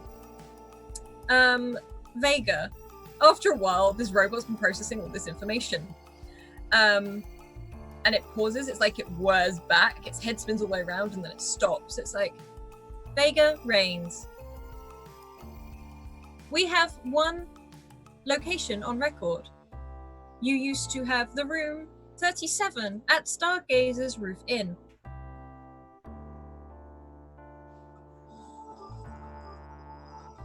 How long ago? And it sort of like again turns and has a look. We are not sure, unclear. Data seems to have been lost. Perfect. All right, thank you very much. Are you satisfied with your help and assistance today? Yes, and then I want to do a survey, and I turn around and walk away. As you do, this little thing pops out with a smiley face, a medium face, and a sad face as you walk away. I hit the smiley face. Thank you for your time. We are here whenever you require service. And it closes again and moves on to the next person. You see it slide around the bar. I'm going to take a really quick bio. I'll be back in just a second. Sorry, I'll be back in a minute. I literally just typed out "be right back" bio. So I guess I'll wait for Alice to come back because I don't want to, Oh my god. crowd the bathroom. Hit that halfway mark. The curly straw pour. Oh, That is a riot. Oh my god. okay. We And need the to start bad a thing is, like, you need to Kickstarter. do that with our kegerator here at home because that would look so freaking cool. No, we just need to start a Kickstarter somewhere in Canada. Alice could have a bar. She could Yep. do all of her own catering. We'll get her a chef's license and curly Absolutely. straw beer taps out front. And it's going to be packed because of it. Because of curly straw. And I'll subcontract you in for the Renaissance Fair. Oh, perfect. Oh hell yeah, yeah. Oh, it all Mobile connects. beer pumps, yeah, There's your plan. yeah. Perfect. Wow. Like, I didn't. Just I like, yes, didn't. please do that. There's nowhere here that's like. I did not see this combination of like engineering skills and like previous bar work ever coming together. But hey, here we are. Oh my god. This is so We freaking have literally a gamers pub weekend paradise. right? Sell tickets, Yeah. right? Come enjoy Ooh. yourselves, all include, or everybody's invited. Do like a murder mystery in one of Alice's universes, but live action. That would be cool. And terrifying. Yeah, but, cool. Yeah, definitely be terrifying. What would be terrifying? Nothing. Nothing. I'm just sitting there. Ta-da! You learned quickly. Okay. Just to be clear, that robot never asked for any identification. I never gave it any identification. It just freely gave me the information of Vega Rings. Yep. Okay. You All can right. guess though, probably as you were scanned on the way in, the information goes to automated things that work there. Gotcha. So I will head towards the Stargazer Inn, I guess. You can. Are you stopping at any souvenir shops on the Oh way? yeah, 100%. I gotta find something. You can see the Stargazer roof inn doesn't seem to be in this vicinity, though you can see signs for it. There seem to be hovering, like literal signposts, sort of that point you down different sort of these corridors and ways like that. And you can see one for Stargazer Roof Inn. You can also see lots and lots of souvenir shops. You can see things like t-shirts, you can see caps, you can see like snow globes, pens, key ring, like I want like something with like bobble eyes on it. I think if I shake and the bobble eyes shake, I think I'm looking for something with bobble eyes on it. Okay, you can sort of walk over to this very quirky looking store, and some of them you can see there's some mechanical things. There's also some what look like how that you have the Elvis dancer on the thing. You can see there's a line of like these little bobble things that you can probably now guess are for the front of ships, from like the dashboard and stuff like that. You see a wide range of different creatures and species and different things like this. Some of them look to be dressed in some sort of outfit. Maybe it's the famous person for this, or there seems to be just standard things here. There's also some things that look like stress balls, and they're brightly colored little bug-like looking creatures, and as you squeeze them, their eyes bulge. Oh, I'll grab that. I'll take that. And they come in like really big sizes or small and right down to tiny. I'll get one that I know the claw of the Wizmo can squeeze. Yeah. Oh gosh, yeah. You can probably get one of those like little medium things, and it also looks like it can be like a puppet as well. And as you squeeze it, it just makes a weird noise. Like it doesn't, like almost like a goose. If anything is the closely rated, it don't. Whether this is the sound of an actual alien or not, you don't know. You're guessing it's probably like a cheap souvenir that just makes a sound. This is, yeah. So, but this very tiny little gnome in this waistcoat, like jacket, sort of a short sleeve thing, very, very brightly colored. You can see all of these bits and bobs, like the squeezy toys, like the one things, all sort of chained to their jackets, almost like to show it off. All of these key rings, all of these joke toys. He's got the cap on that says Titan's Port, and he's like, Hello, can I help you at all? Can I help you with any form of process of payment? I'd like to get one of these little things, and then also, do you have like just a traditional old Velcro patch of some kind at all? Maybe of the station here. We have Velcro patches, we have stickers, we have magnets. I can keep going all day, or I can show you. and he sort of starts walking over to this big wall where there's just these all manner of things are stuck. You can also see these little they look like magnets. They're like little signs that say Titan's Port, but they're hovering. And he's like, These ones are very cool because if you press the Titan's Port skeleton face there, it does sing a tune. I'll just take one of these patches here. Is there a patch of the Titan's Port itself, like the whole? yeah, Titan. there's ones that are just the words Titan's Port. You can see one where it's the big skull and a dramatic writing of Titan's Port, or I went to Titan's Port and just got a lousy t-shirt, and like stuff like that. It's all that sort of side of it there. Anything that's about 2 inches, so I can stick on my vest. I'm gonna probably pick something that's of this place. No problem at all, sir. And like this gnome looks up to the top of the wall, and you see his boots start to glow as he hovers up to the top, and takes down this like Velcro type thing, drifts back down again. Et voila.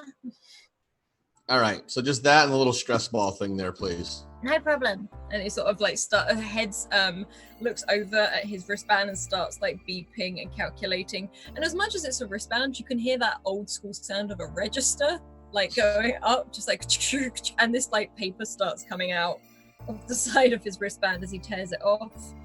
He's like, That will be 2 credits, sir.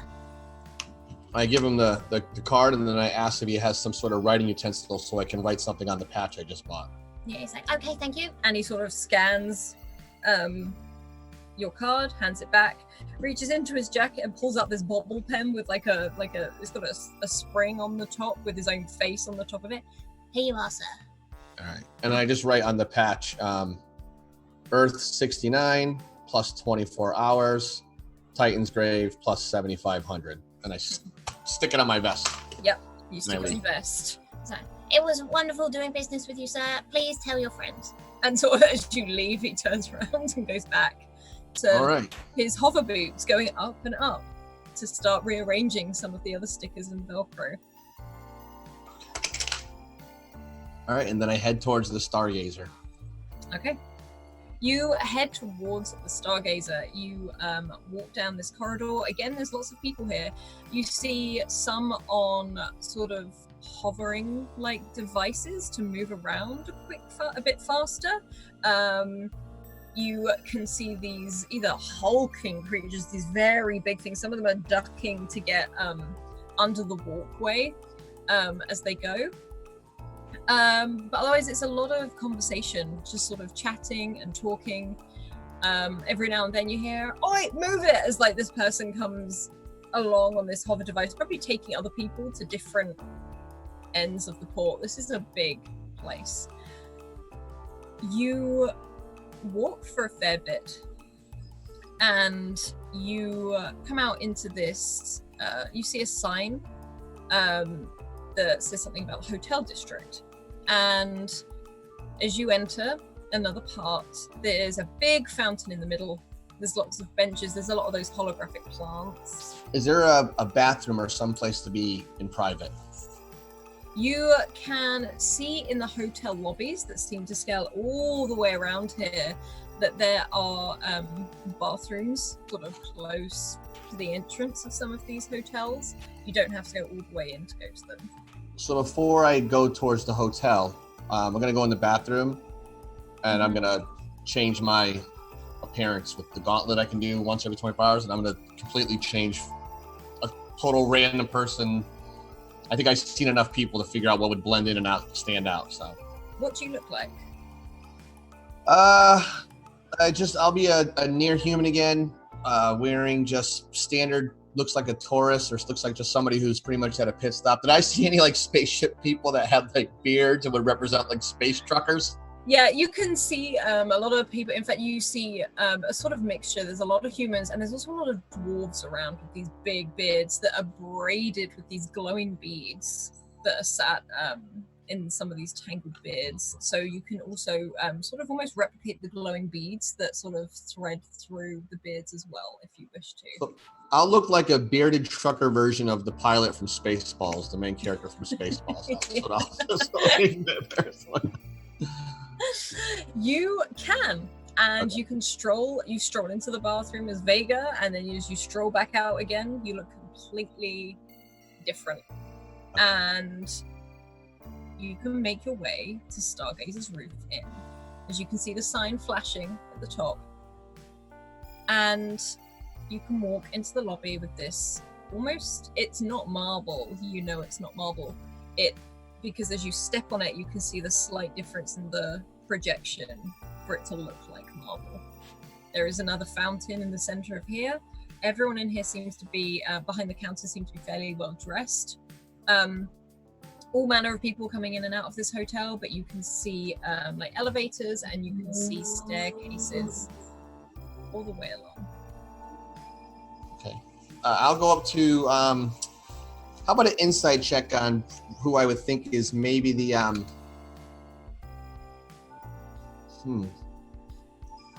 maybe the most giddy looking person behind the counter.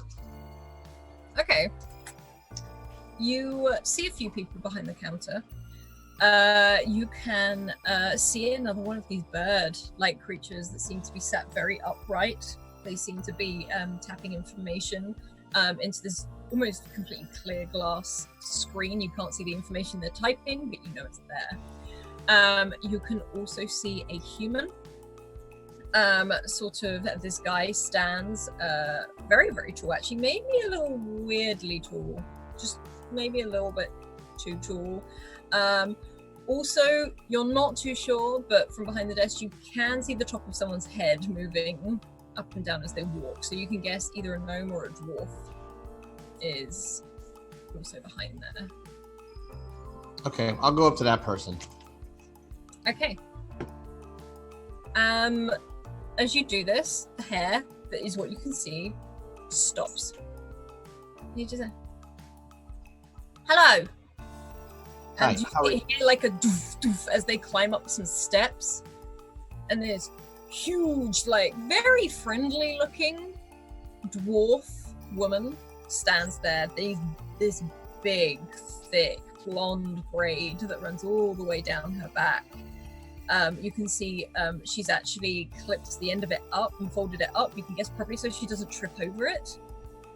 Woven into this are all these lights into her hair, and she stands in a very sort of smart suit. And you can see a small badge that says, "Hello, I am Kalia. Please ask me for help." Yeah, but it is a person, not a machine.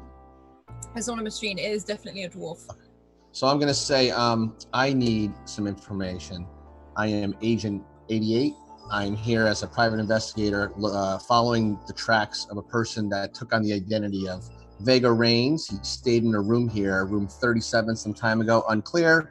I'd like some information about when he stayed, and if I could also please see the room. Of course you may, sir. Please may I have some identification? I know, just like a Jedi. You don't need any identification. And I kind of smile like with a persuasion. Yeah, roll a persuasion. All right, hold on. Let's see how this goes. Oof.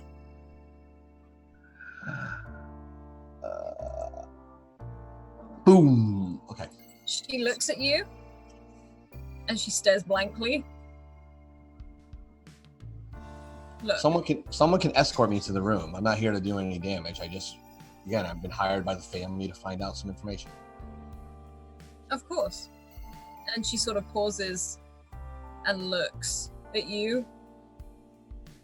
Do I have any Area 51 call sign identification that just says Alpha 88 on it? Like a flight badge or something? I tell you what, roll a quick sleight of hand for me just to see if like it's easy accessible or something. Okay. Quick.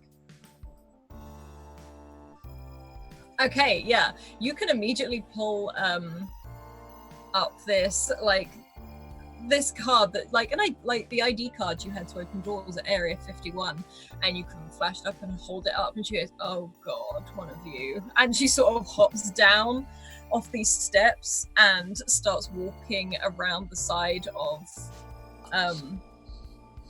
this desk, and it's like, "John, I'm just taking him upstairs," and this bird just sort of squawks back briefly, and this dwarf starts shuffling. I turn back to the bird with the stress ball and squeeze it as the eyes pop out at it. Yeah, it's just like, and I turn around. the bird frowns like, and this dwarf starts walking. She's heading towards the elevator, and she presses the button, and it opens. She steps in. Please. I follow her. And it closes. Okay. And she looks up at you. All of this. Like, she makes the gesture that you made to her, like, I don't need any identification. She's like, is that your favorite Star Wars movie? It is. Is it yours? No, I preferred 13. Oh, you know what?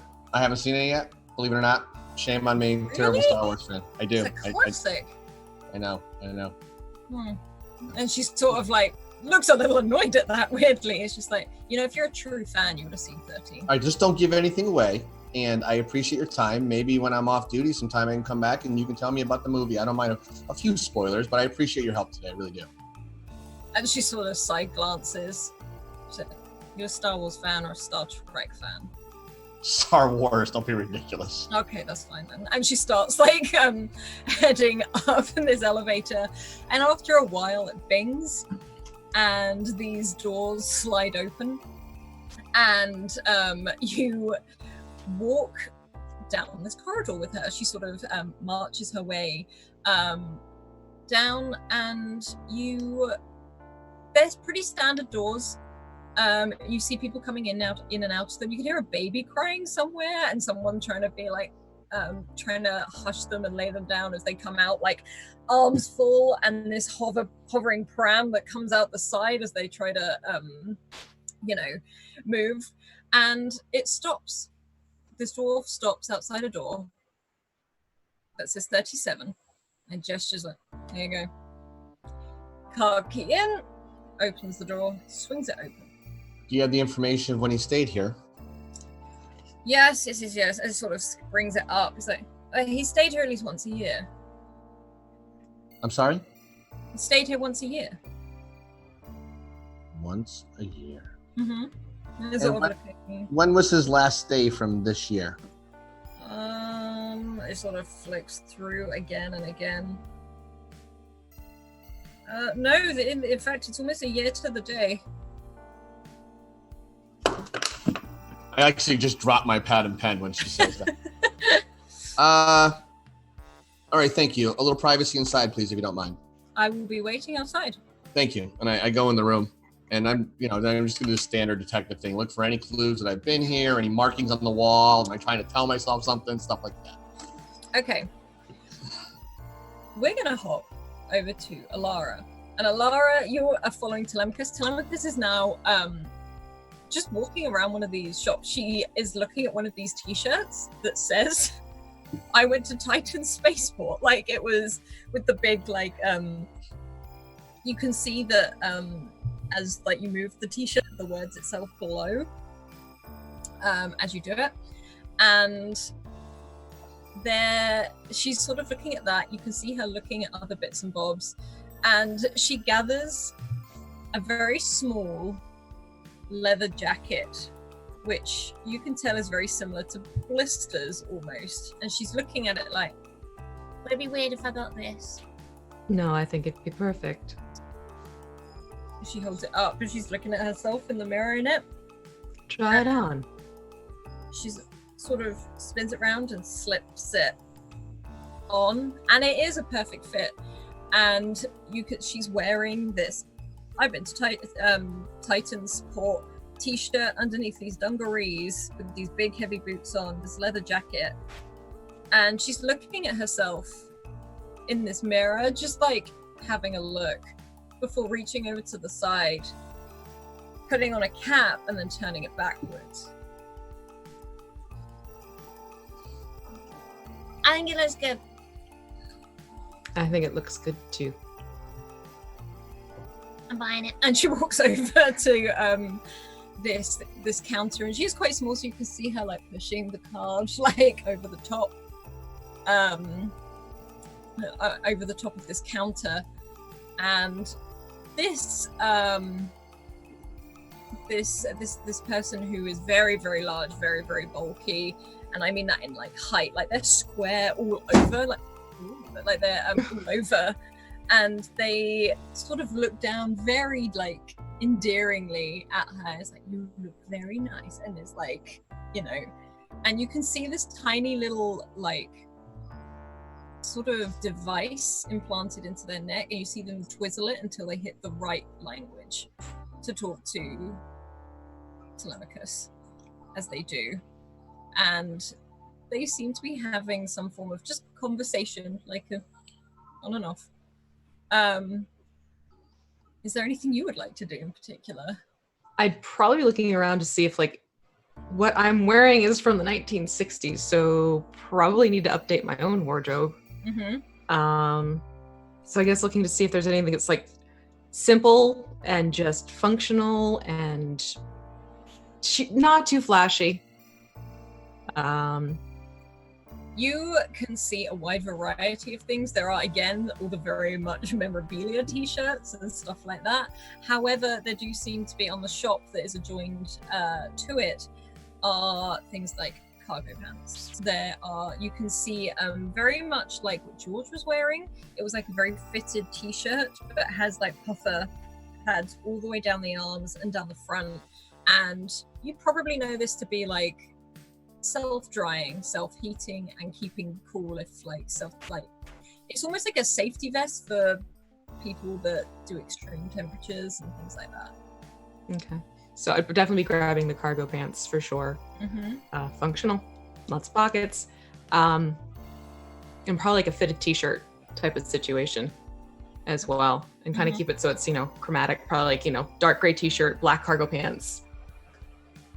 Keep it simple. Yeah, for sure.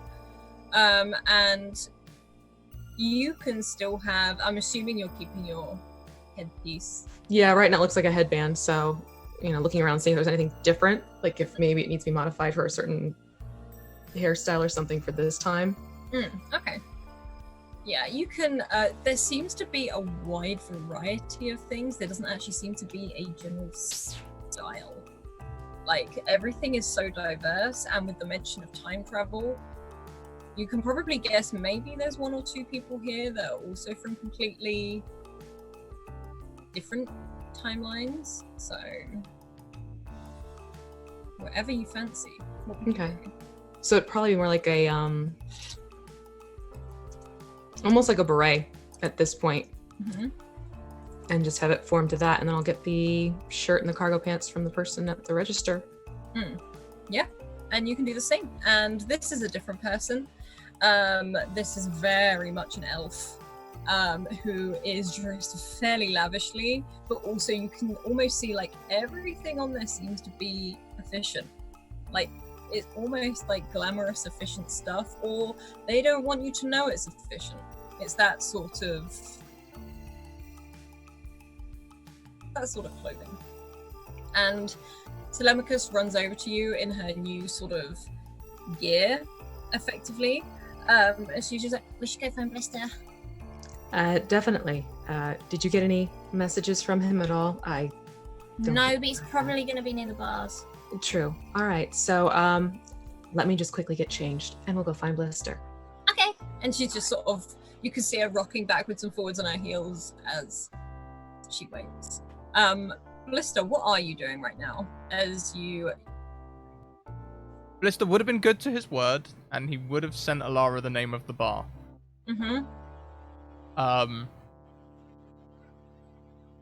Otherwise, he's quite comfortable. He's people watching. What are people doing around him in this bar? A lot of them are eating. A lot of them are drinking, talking, socializing. You can see some people on their own literally watching the big screens, looking at almost like traffic updates and stuff like that. Just for old time's sake, he would be keeping half an eye out for other Blisters, other Alaras, other Telemachi. It's... Telemachi! It's just one of them things now. Ever since that pub, he'll never be able to look at a bar without, Yeah, because that was, I mean, you going up to the other Alara and I going up to the other Blister, and they were, oh my god, it was, Yeah, so he half looking out for them, and half just people watching looking for suspicious things. Okay. Suspicious. You can be looking around. Make a perception check for me, please. I will.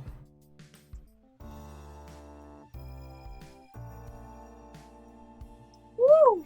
What? Me. On a nat 20.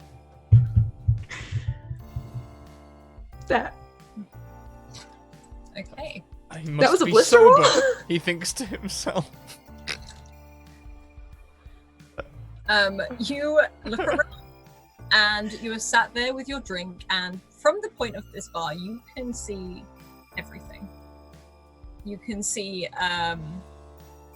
all the people sat down. You can see there don't seem to be families in here. This seems to be very much like a bar where people go to get the updates from the news or sit and have a drink or something like that. You do, however, see something at the end of the bar, just sat down, and it's about, I'd say, about this big. It's quite big, really, and it's very much made up of lots of different bits and bobs, and its eyes are lit up as it's sort of leaning against the one of the pillars at the end of the bar, near one of the bar taps, and it is just pulling the pump up and down. You guess this could be a Wizmo? But not one of mine? No. It has made eye contact with you, though, and it's looking at you more confused than anything, as it's just pulling the pump back and forward. Like, you can see this beer just splashing on the floor, and you see the guy behind, like, get off. And it's like, as it's sort of like, and he gets like this, what you can assume is the equivalent of a rolled up newspaper, and is trying to like get this Wizmo off as it's sort of making these beeping, whirring noises, and making its way down the bar, just every now and again setting a pump off. I'll go and grab it. Yeah, you okay, sleight of hand, please, as it is wheeling its way down the bar. Ooh, I wonder if I have a thing. No.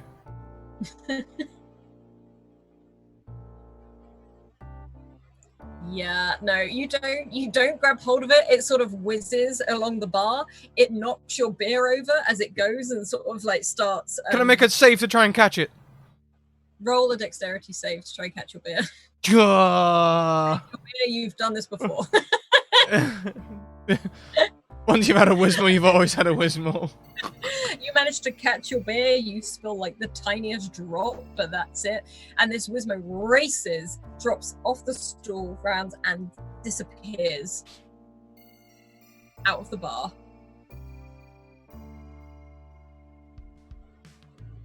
I look at the barkeep. He looks at you, he's like, look, I'm sorry, I don't know what it is. They just come in every now and then. It's like an I'm invitation. wanting to say, can I put this in a plastic? But I know I'm currently under silence, so I'm like... Right. This guy looks over to you, and he's got like this little shot glass. And he's like, look, I've got something that could probably kick your voice back. If you want to try it. It's like, right, okay, just bear with me. Like, and he starts like pouring all these different like strange colored shots. Like there's purple, there's green, there's yellow, and they're almost neon in color. The thing is, once they're all mixed together, they become like this brown. It's like a thick mud like color, and you can see him almost like, oh god, that looks awful, and puts a cocktail umbrella in it as if that's going to help. And he pushes it along. I think it's like, I mean, there's a chance that you could get your voice back. Blister just gives him the thumbs up, takes the umbrella and flicks it, and just shots it. Ugh. And this feels viscous. This feels almost like a syrup going down with how thick this is. It's not that it tastes bad. It tastes hot. Like you've just shot pure chili oil or something to that effect. And I need you to make a wisdom save, and I also need you to make a constitution save. Oh my god. Okay, Blister's back. The wisdom save, you don't get your voice back fully. You hear like that sort of that like you can like it's like you're forcing air from your throat. Yep. And a little tiny bit of fire comes out, and the guy stands back, and you're drunk on a 4. Hey, that was good. That really helped. Thank you. Yeah, you're not very comprehensible. Like, people don't really understand what you're saying, but you kind of got your voice back. I put this in a plastic. A what? A plastic. I want to take my drink outside. And he sort of like reaches down and pulls up this plastic cup, and he's like, I mean, we normally give this to kids, but like, and he just sort of hands it over, and it literally says Titan's Port with one of those extendable straws on the top. I put my beer in the cup and I use the straw. Yeah. At this point, you can hear Telemachus just say, Blister, look, as he shot, and Alara, you can see the back of Blister. There's this barman looking mildly concerned in this bar, which you can see is titled Cosmos Concoctions. Uh-huh. Strangest thing happened. You were left alone. It's not surprising. My voice just went. The bartender gave me something that brought it back. Bit. Are you feeling okay? I don't know what he gave me, but I'm smashed. How many fingers am I holding up? One on each hand. Oh. Okay. Blister, darling, we might need to get you back to the ship. I saw a Wismore. At the ship, yeah. No, it wasn't one of ours. Wait, you mean here? Where? On the bar playing with the taps. Is it still here? No, it's left. No, I just got a plastic cup so I could chase it. What direction did it go? Out. That's not a direction. When I went outside. Okay, so it went outside. It's been a little bit. I don't know if we're going to be able to track it down. Is that what you want to do? Oh. Is it on the tracker? Telemachus looks over and you look at yours. It's not one of yours. It's not logged. It's not traced. So it's not one of ours. Well, that's interesting. But I'm more worried about you and Two Hands. Have you eaten yet? Nope. Maybe we should get some food in you and some coffee. That might help. The arm. Keep an eye on Wismo. The arm that Blister's that it does not have the receiver bracelet on it is like firmly on the bar. You can see Blister's hand like gripping the edge. All right, Alara would kind of hook her arm underneath the other arm so he can kind of boost himself up a little bit. Yep. What do you say we go get something to eat? Yeah, that sounds great.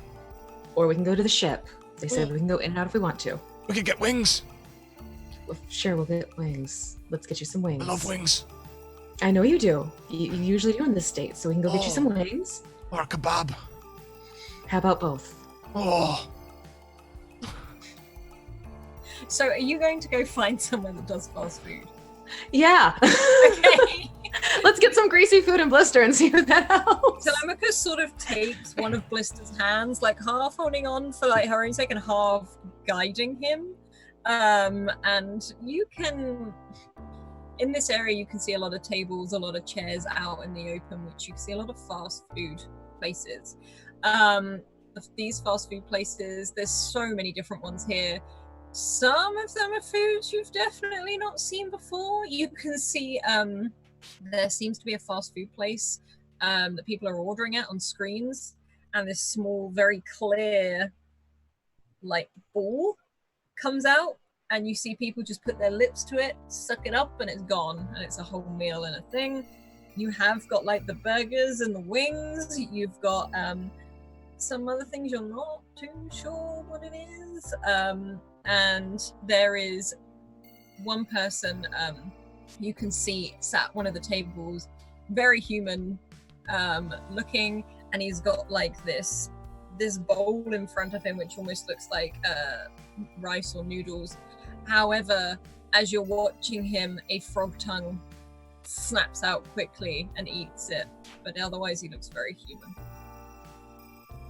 As we walk past the sphere things, Blister, staggering into Alara slightly, is like, I want one of them. Look at it. All right, sure, we'll get you one. No What's that? problem. I want one. Looks like a We'll drink get you can eat. We'll get you one. Hold still, okay? And so I would make a point to get one of these for Blister, like holding him up and using my other hand. Yeah, you can wander over to this screen, and Telemachus is sort of looking as well as she's like, What flavor do you want? Flavor, Blister, flavor? Guinness. Well, Do you like a stew? Do they have like a beef stew? we've got. so she's having a look. She's like, To be fair, there is a kebab flavor one. Oh, Get that. We'll do that. Sounds awful. and she starts plugging it in and puts her own card in, and this small box opens, and it's actually like one of those cardboard takeaway boxes with this clear dome in it. She's like, you just gotta, All right, I don't know how you produce that. bottoms up. I'm looking at him like concerned at this point. Blister tries to eat it like an apple. As you do, if you try and eat it like an apple, it bursts. And it sort of starts pooling in your hand.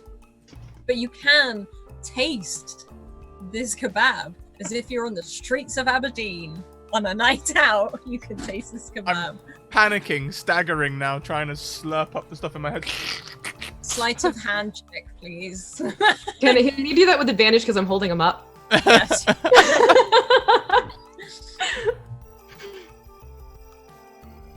Jesus. Yeah, okay. I think you drop some of it down your front, but other than that, like, you can catch it and, like, slurp it. You're a mess, but it's clear. It looks like you've just poured water over yourself. You can distinctly smell kebab. Well, that could have been worse. It has been worse, so Roll a constitution save with advantage, please. Okay. You feel like you've eaten an entire meal. You feel like your belly is full. You literally feel the alcohol being absorbed by grease. Like that when you go and buy those really greasy foods when you've been feeling drunk, and you can feel it, and you feel much better. You don't feel drunk anymore. You feel very full. You don't feel drunk. Thank you. And also thank you to Bird vs. Playing for that sub. Let us know where you want the advantage to go and we'll gift it. I don't feel drunk anymore. I guess I've got that sort of like after drunk thing. Okay. It's the aftertaste as well that's just like night after. It's like it sobers you up super quick. That was actually very sobering. already? Don't know what to tell you. I'm not going to complain. Maybe we should stockpile those for the ship. Already thinking on that one. I saw a Wismo. You mentioned that. What did it look like? Funny. It They had usually eyes. Okay, so Funny had eyes. And Alara's just like, this sounds like half of them already. But like weird eyes. It made eye contact and then was like, I'm gonna knock over your beer. And I was like, no, you're not, you little bugger. And I caught my beer. And then it ran off. Huh. We'll definitely have to keep an eye out then.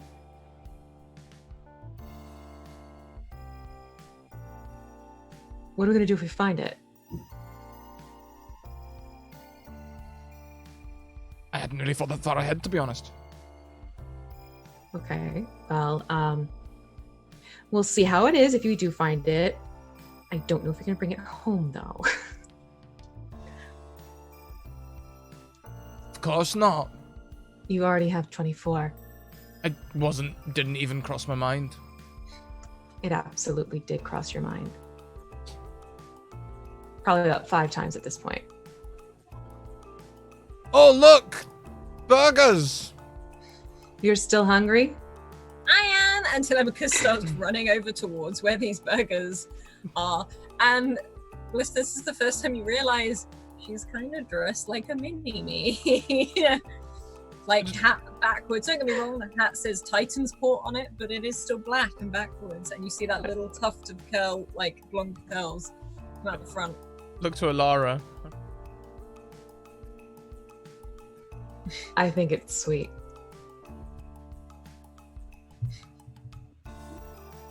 She's always admired you. You know that. All right, well, let's get a burger, shall we? And you can walk over and get a burger. Svega, you're in this room. It is a pretty standard room. It doesn't seem to have anything like particularly different about it. It looks like a hotel room. There's a double bed with some of the there's a really ugly duvet cover on top of it, and you can see that the window itself, it's got the dial next to it, and you can see it flicking between scenes from the spaceport itself to as an actual window, and then it goes to a beach, it goes to a forest, it goes to all these different things. And as you enter the room, you hear the AI just say, please choose a scene.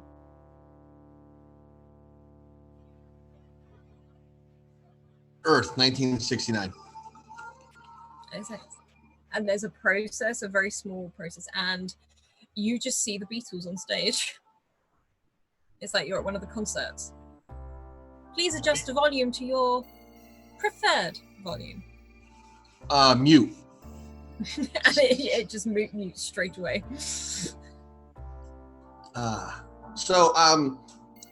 Are there any other devices? I think I can use the rig to scan any hidden devices in a room.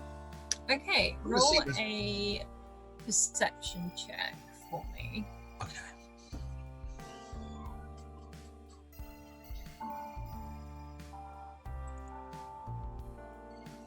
Okay.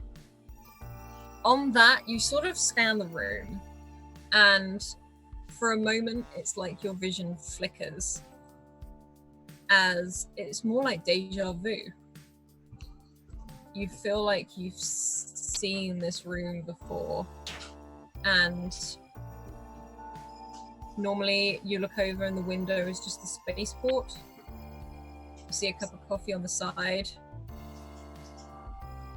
with a Wizmo sat next to it, and the standard bed, and what looked to be like clothes that have probably been thrown about, or sort of neat, like how it smells like neatly folded, but you get a distinct feeling of deja vu that brings you back. Did the Wizmo look like any specific one I've seen before? Nope.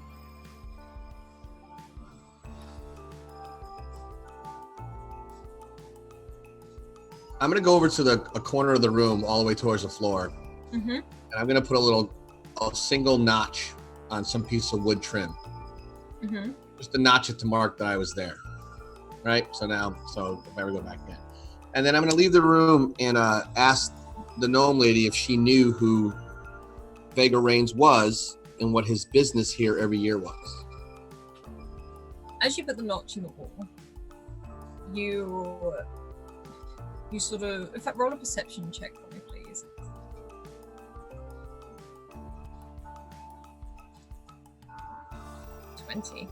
Okay.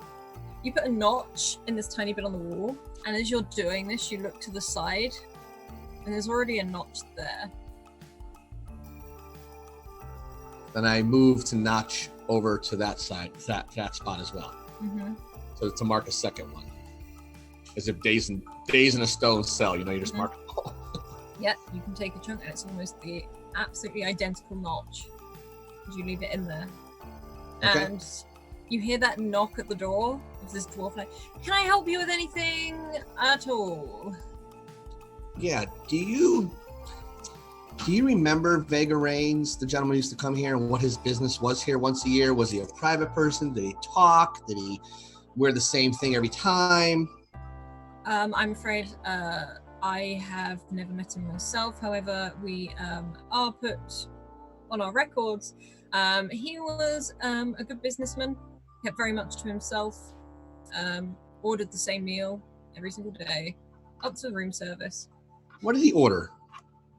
And she starts like scrolling through, and it's one of these little, you can pull up and actually see this clear sphere, and also a burger on the side. So, he liked to eat a lot. Said it kept him going. And he never mentioned it doesn't say what his business was here. Did he ever request any of the private rooms, banquet rooms with any officials from here? I guess I'm just trying to determine if he was just stopping here or if this was his destination once a year. He seemed to, I know he used one of the meeting rooms downstairs to have a meeting every single time with Astrgations Inc., you know, the big company. Right. And where can I find some of their agents here on board? Oh, they Or have on a the, facility just down the way. Oh, excellent. This is one of their hubs. It's how they gather information. Reports. Right. Inc. All right. Thank you so much. You've been so helpful. I look forward to Star Wars 13. I hope it wasn't as bad as 7 and 8. So I sort of looks and it's like, you haven't even got to 15 yet, so. And sort of, she starts showing you downstairs. She does the same route back in the elevator.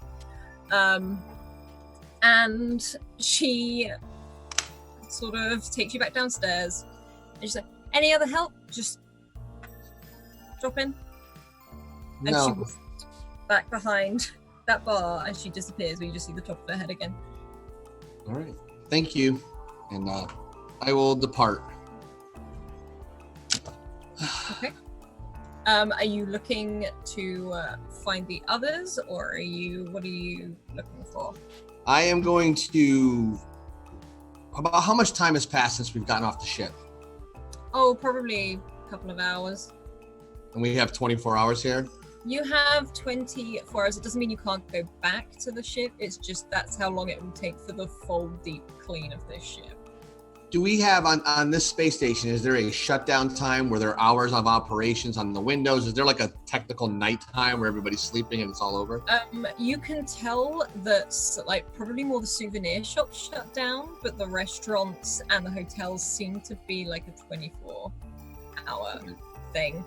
You can probably guess because people were just arriving at ports anytime, from different time like zones. I will go back and try to find the party.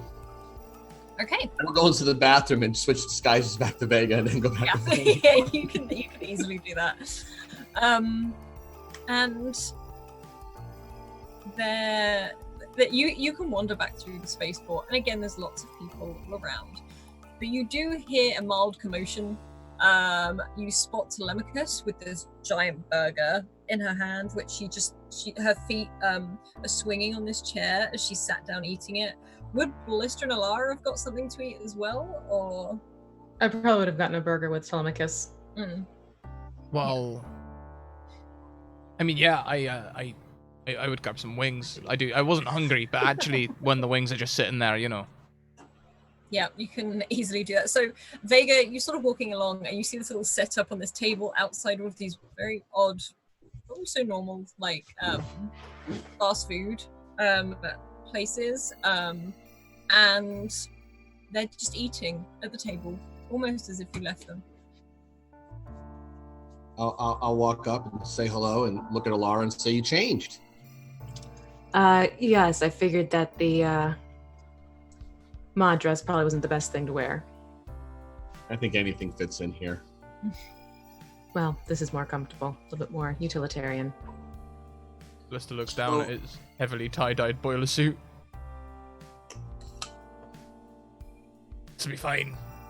You look perfect. So I'm gonna have to try to get into some files later from a place called Astrgation Inc. I guess they kind of run these kind of establishments and things like that.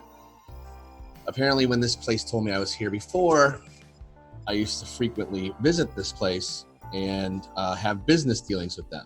But I don't know how that was left off, or so I'm gonna have to do that later. And I wanted to make you aware, if you wanted to part company, I don't want to put you at risk. You seem like super nice people, but one day I'll explain. But for now, I need you to trust me. I have to do this. So you're trying to figure out your identity. Trying to figure out why I was here, year in, year after again, conducting business with the people who built this place. Laura's gonna pause for a little bit. The whole identity factor. Let's just sort of like just pause for a second, just looking at Vega. Like I imagine a bit of sauce like dripping off the wings, like just like, we're like here just doing like a truck stop thing, and you're doing like spy shit. Again, so I don't want to put you at risk without notifying you. You've been hospitable by allowing me on your ship. So I just wanted you to make you aware of what my actions were going to be a little bit later. And if I need, if I don't want to I don't want to put you at risk. You seem like you're more of a kind of go with the flow kind of crew, which is great. I was just we promised to be honest. And so I'm being honest. I appreciate that. It's just, if you need a hand. We understand what it's like trying to figure out who you are and where you've been and why a little all too well. And it wouldn't be the first corporation that I've infiltrated. True. So you guys will help me. Sure thing. Mm-hmm. After the wings, though. Oh yeah, I'm parched. Have you been here drinking the whole time? He's been enjoying beverages. Telemachus and I made sure that we got I pull out my sippy cup. They gave you a sippy cup? I like it. Well, I had to have it in a plastic so I could go outside. I assume Right. that's a rule in space, isn't it? Well, for you at least, it should be, yes.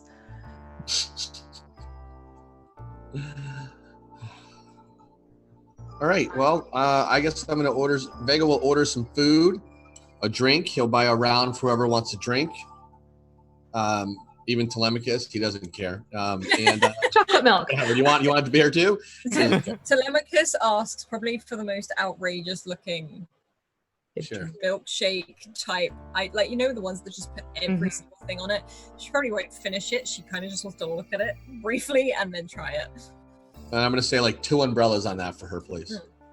And and I'm just going to eat and wait a few hours, I think, before and try maybe go on our little infiltration mission. Yeah. You can wait those 2 hours. You can all sit. You can have a drink. You can have something to eat, and you can be comfortable. Basically, you do get an update on your wristbands from the cleaning crew on Argo. That's sort of it sort of states that they're actually nearly done. It's faster than they thought it was. However, they're very sorry, but the Wismos, they don't call them that. The small guards have been put into a secure box. Have been what? They've been put into a secure box. And they will let them out again once they're done. Oh, Lord. But just in case you came back and couldn't find them. And do they have a technical readout on the other ship? Like what kind of ship? Basically, I just want to know what kind of ship it is. It looks to be like a short distance fighter ship, so it can't do deep space on its own. It always has to be able to get back. It burns a lot of fuel very quickly for what it is, but it is usable. Okay, and they were able to rearm it and refuel it, and just what the cost was for it. Yeah, it seems to be sort of just over 100 to 100 credits to do, but it is fully kitted out. Apparently it's a classic, so yeah, it took a bit of a time to find some other parts. A classic fighter with bucket seats. Mm-hmm. Amazing. Yesterday it was the most state-of-the-art thing ever, and today it's an old rag. That's awesome. Great. Maybe I'll steal another one on the way out. Do we want another ship? I can steal another one. Hey, I didn't say it wasn't What official. happened to the toy? We either got to steal another ship, or I got to go back in time because I can't be flying something outdated. Classic. I mean, if he gets the job done. Okay. So are you all going to this Astrgations Inc. with Vega? Or Yeah. I mean, whatever Vega was planning on would probably be what we'd help him out with.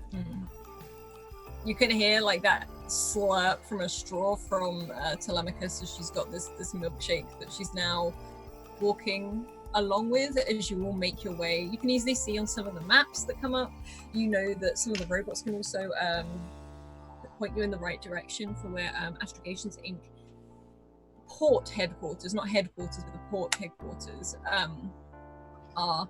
And you sort of wander through this place. You can see Telemachus like waving at some people every now and then. She doesn't know them. She's just like saying hi. They seem to think she's adorable, and that's how she wants them to think. So she half leads you, half walks through, and you come into this open space. You go past the hotel district, and it's almost part of the ribcage. And it's the huge sort of elevator that goes up and down. And this whole level is just elevators. And you can see that it's glass all the way the outside of the ribs. So you can see out into space. And you can see that it's for the lower level. And you can hop in an elevator. Telemachus, is there like do you have any readouts or technical data that can get us into a less guarded, less conspicuous back door into this corporation? And she sort of like looks at her thing and brings it up. It's a whole floor. It doesn't really have a back door. It's an open platform. Okay. At that point, I'll turn to everybody and I'll say, even in open space from a pretty fair distance, I can hack devices and get information from them. So I don't really know any kind of plan. I've never really worked with a team before, but I imagine if we can distract, I might still be able to do what I need to do. All right. You're muted, You're Scott. muted. Distraction. I'll go get the Wismos. I was Oh, just no. about to say. Oh. Okay. They're good at it. They're great, and they listen to me sometimes. Do we want to see what's inside first before we do it? We might not need it. It might be overkill. I mean, us walking out of the room, out of the elevator, like stumbling drunks looking for directions might do the part. I can do that too. He's well versed. I didn't mean it as an insult. It's not taken as one.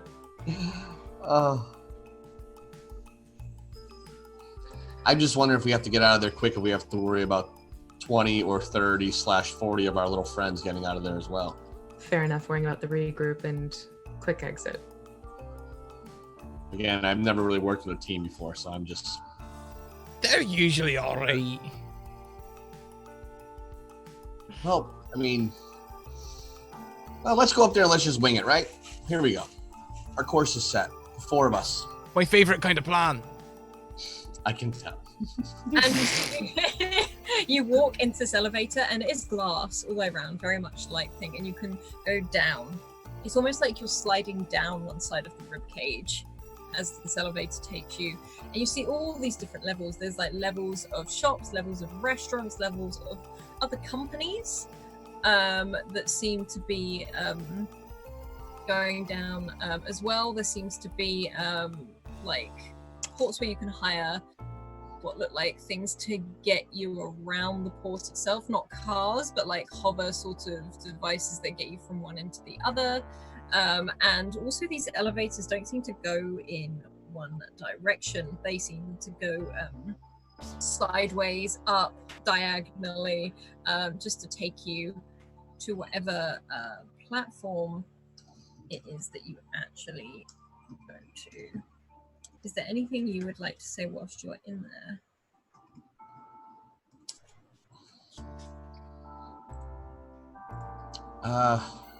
Blister enjoys an awkward elevator ride. I mean, if things get heavy here,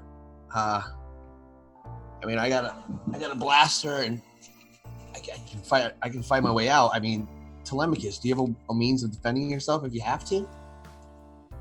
She looks, and she just pulls out like this stick. It's like a baton. It's like a glowing baton.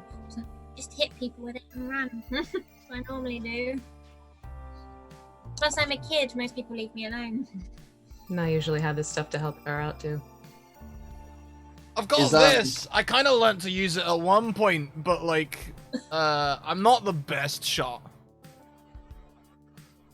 He's an eager shot.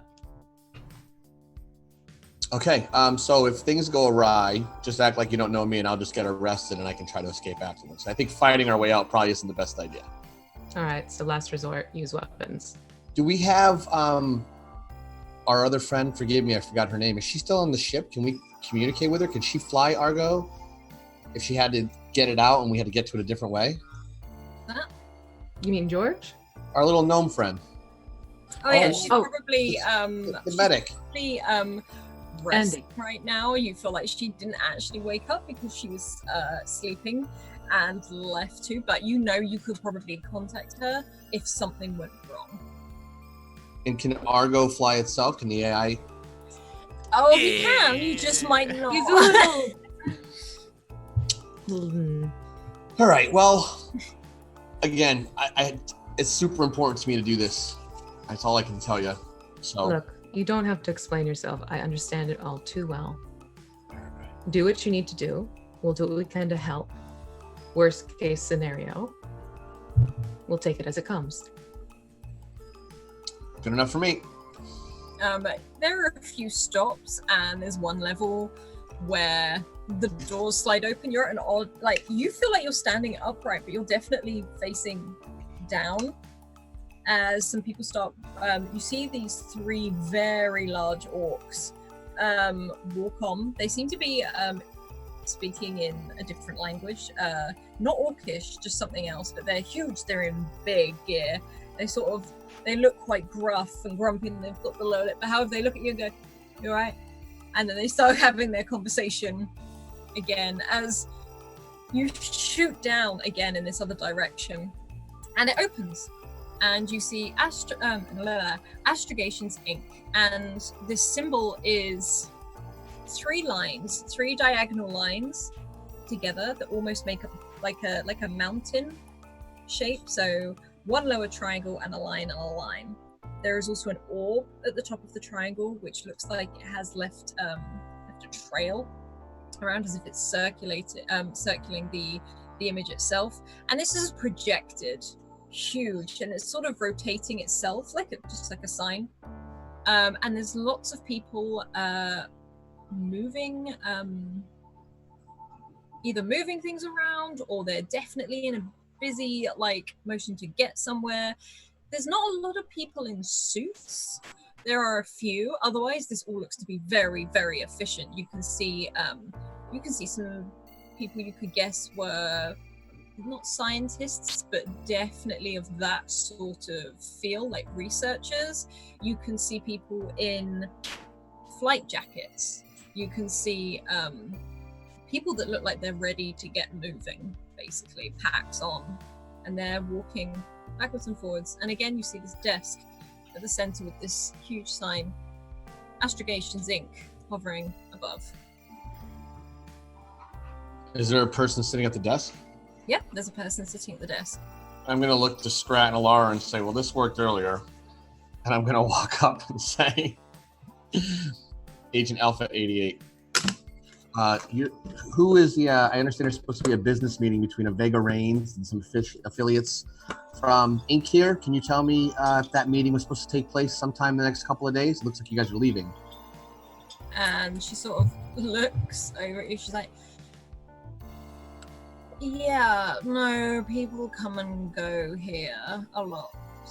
And gives you a very corporate smile. Yeah, can you just check your little, if there's any business meetings with any of the high-ups here, with the Vega Reigns, in the meeting room at the Hotel Stargazer? Can I have some ID, please? Yes, this is the ID I have, and it should be sufficient. I think that's sufficient enough. And she sort of does like leans in it. Is this the Area 51 thing? It is. Yeah, she sort of leans over, is looking. That kind of just tells me you've been there. Okay, I'm gonna try to let me see.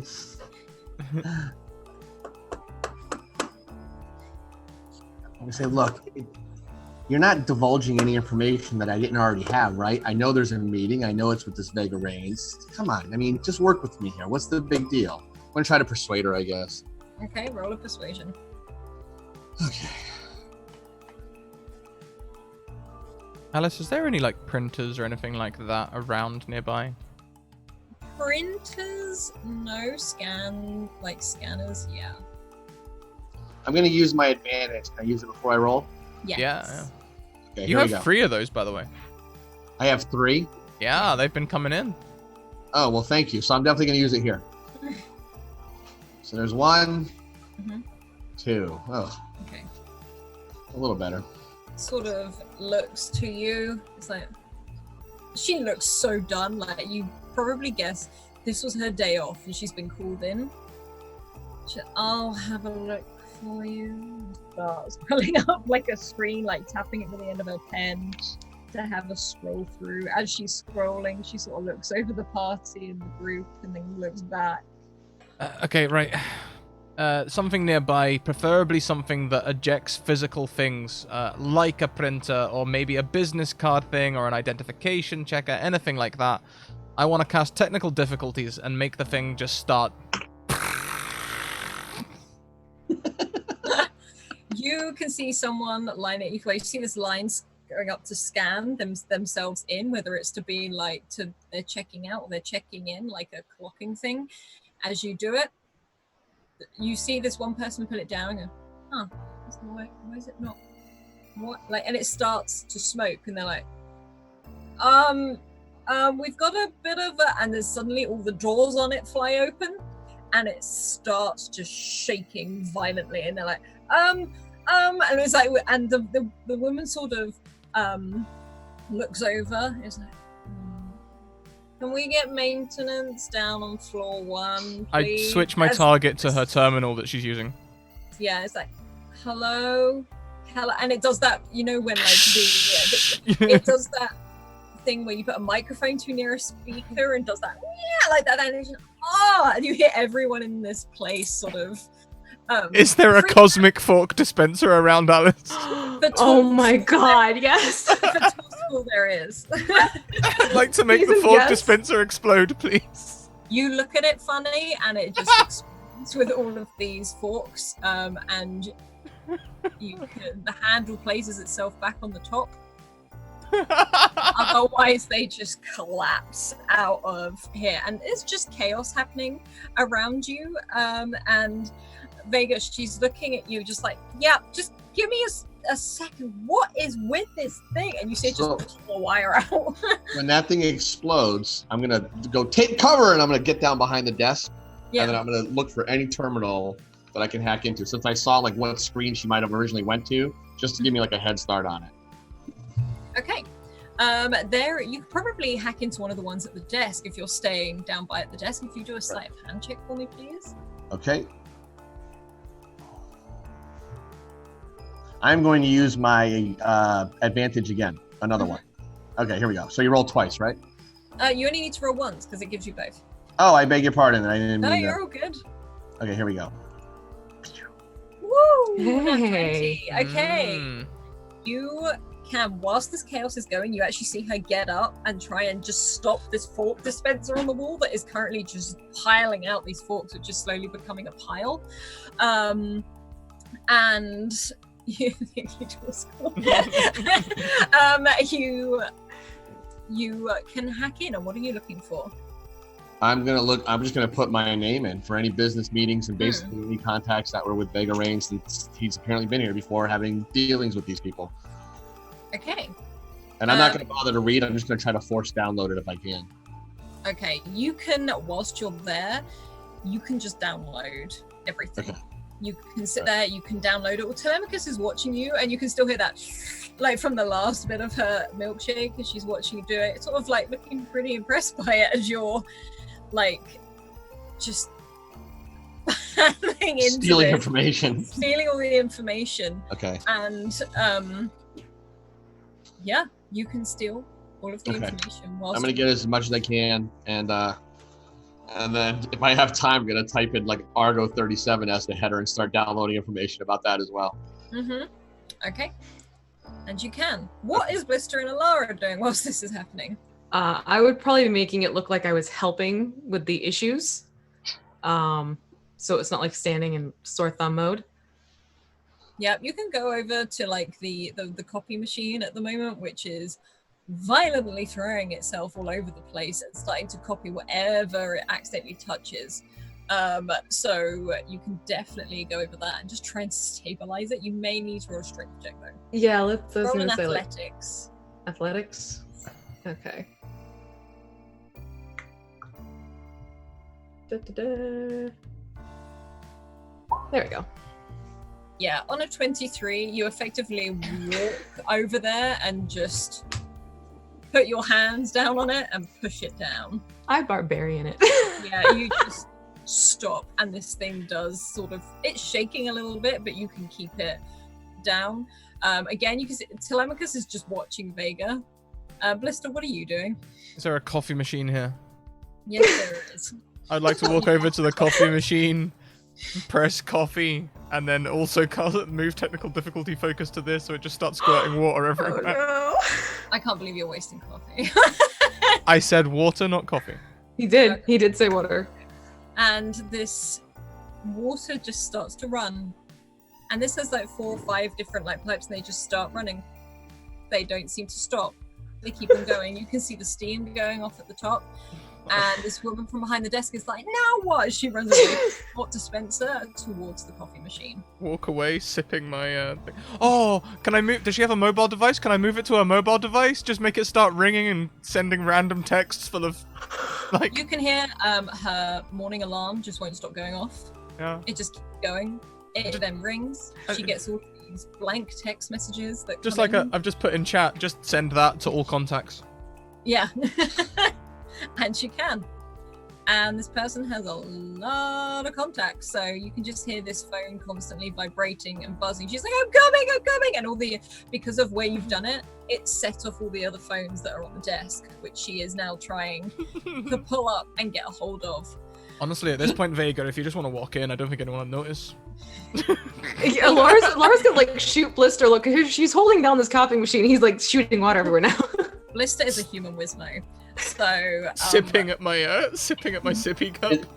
Is there like Telemachus is stood at the side with both your leather jackets and backwards caps on, sipping your drinks. And Vega, you have downloaded everything you do. There's no like download bar where I can be like 2 more minutes, 1 more minute. It's been doing that circle that says loading, just constantly, and then it finally says successful. And I look up at Blister and look. Actually, I think we're good. That was great cover. Thank you. We ready? Yeah. Actually, I should actually wait for her to give me information so we don't think we do anything wrong. So I'm gonna look up and be like, hey, what's the holdup? You were supposed to be helping me. What happened here? She's got all these phones, like, and it's just like, can you come back later, please? Like, I'm having a rough day, and she looks. What is your name? Because you know what? When I do talk to your supervisor, I'm gonna tell them to give you a week off with pay. You are working so hard here. What's your name? Hannah. All right, Hannah. And I'm gonna kind of walk out of the room. She looks very confused, and then you see her drop a phone. She's like, yeah, no, sorry, I am here. Like, as you can head into the elevator. Okay. And escape the chaos, which you can see a lot of people are trying to do. They're just leaving because they don't want to be here anymore. Oh, I'm not gonna let anybody else in the elevator with us. Yeah, no, you can, like, there's so many elevators on here, you don't have to like share one. You can see those 3 orcs looking confused by the fork dispenser as they went there, because they now have food in their hands and they're just picking forks up on the floor. As you shoot up in this elevator, back up the side of that rib along an angle, and you head back up to the main platform. What would you like to do? Well, that was pretty good. Go team. chaos, it's sort of our thing. Well, okay, I'll learn to use chaos as cover, I guess. Well, I mean, people did know we were in there. I would suggest we should probably maybe go back to the ship for now, and if we Yeah, gotta come back, let's. we can, or we can leave. Yeah, let's head back to the ship now and just kind of get ourselves squared away. Emphasis on away. Look, all people accounted for. Telemachus still got the big shake with him. Yeah, she's walking and like, yeah, like as she's sort of like behind Blister, almost mimicking how he's drinking his drink and stuff like that. Blister is now complicatedly maneuvering the straw to try and get the very last bits of beer at the bottom, making that awful sound that we're all very familiar with. Yeah. And Laura would be behind the two of them and just sort of walking like, yep, we're back to this. Yep, this is normal. Did we get any of the supplies we originally came here for? No, You didn't book it. we got fuel. You can probably ask when you get there, like you can ask to have things loaded on. You're Imagine. being pursued. You're not, you know. I imagine that Telemachus sorted everything out. That's usually the way it goes. You hear that loud sip from the straw and the nod as she's walking. What'd you think back there, Telemachus, huh? Can I get a fist bump? Okay. And she sort of fist bumps, like not. There you go. And she bumps and goes. La, la, La, la, Pretty good, la. huh? Yeah, that was good. All right. Like, and she sort of. If you want, I'll tweak your thing and you'll download faster. Sure. Sounds good. I don't know if I can. I don't know if anybody can, but I can. I will look into it to see if it can be done for if someone else can touch it. And she sort of shrugs and smiles Okay. and keeps walking. If I know Telemachus, she'll probably put some sort of like time device in it that starts the download before you get there. Is there on the way out? Is there a shop where I can find some sort of real-time counter? So I know it's been like 24 hours since I left Earth 1969. I know we've been here for about 8 hours. Is there a real-time counter, like a chronometer? Actually, you know, I think I have one. I'm sorry, I beg your pardon. Yeah. No worries. And you can actually see on your time frame as you're walking back, you see the information is fully downloading as it is. Alara, you see Telemachus sort of like she sort of grabs your hand, but it's just like The gnomes may have a problem. as like sort of gestures to the Wizmo thing, as you can see almost like an alert that just says Wizmo escaped. So you can see there that it's like, We should probably go help them. Yes, let's go. Usually the case. Blister would try and like, you know, let Vega and Telemachus walk on a little bit though to like just have a word with Alara. Like he'll sort of do the whole. What? He reminds me of you back in the start I see Remember- it too. when you were trying to, have some Yeah. sort of semblance of control. Right. Yeah, I see it too. Looks like we crossed paths for a reason. I mean, he seems nice enough. I wonder what his secrets are. Well, considering what happened with me, we'll probably find out. Things happen as they happen. Mm-hmm. and as you two are having this conversation at the back, Vega, you look down and Telemachus is looking up at you. She's like, Your wristband's beeping.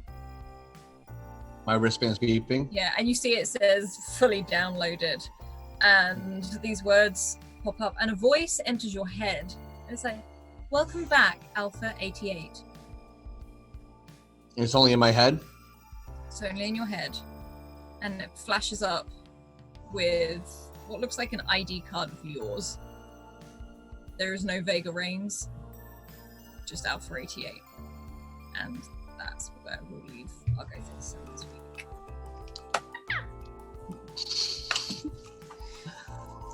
Wait, that was my call sign given to me at Area 51.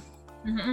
Okay, got it. All right, so Tall Squaw should be typing right about now. He just got Alice. Yeah, he's gonna get a whole new board going. Forget Junera, now we're in Argo. Yeah. Oh, that was great. Ah, Mhm. Fantastic. I love being back with these characters. It's bad rolls and destroying stuff. Yeah. That's what makes this game. That's what makes this game. So, I mean, Scrat, let's be honest, you're playing yourself. Yeah. When it comes to destroying things, I didn't even realize it until Jay said in chat. I was like, oh, I'll just break things. This seems natural. Well, everyone, we do have credits to outro with this week. So thank you very much for tuning in. Before we go, please check out the closing links. They're coming up in chat now. We've got some new merch in the store this week. Also, check out the Discord because we'll be heading over there to talk about the campaign now. So you can come and join us there and talk about the shenanigans today. Also, check out our sponsors, Bird and the Storm Publishing and Mayhem Press, who created this Dark Matter expansion for 5e and many other fun things. And we have discount on the website as well if you want to go and buy it. So, you know, use that discount because it helps us both out. Lets them know that I'm working, lets them know that you're working. And everyone's working. Yeah, we'll be back in 2 hours with the premiere episode of Through Hells and Back. Because we weren't doing that one last week. And we'll be back next week at the same time for more Argo 37 and beyond. Until then, keep on evoking emotions, everyone, and we will see you later on. Bye. Bye. Bye-bye.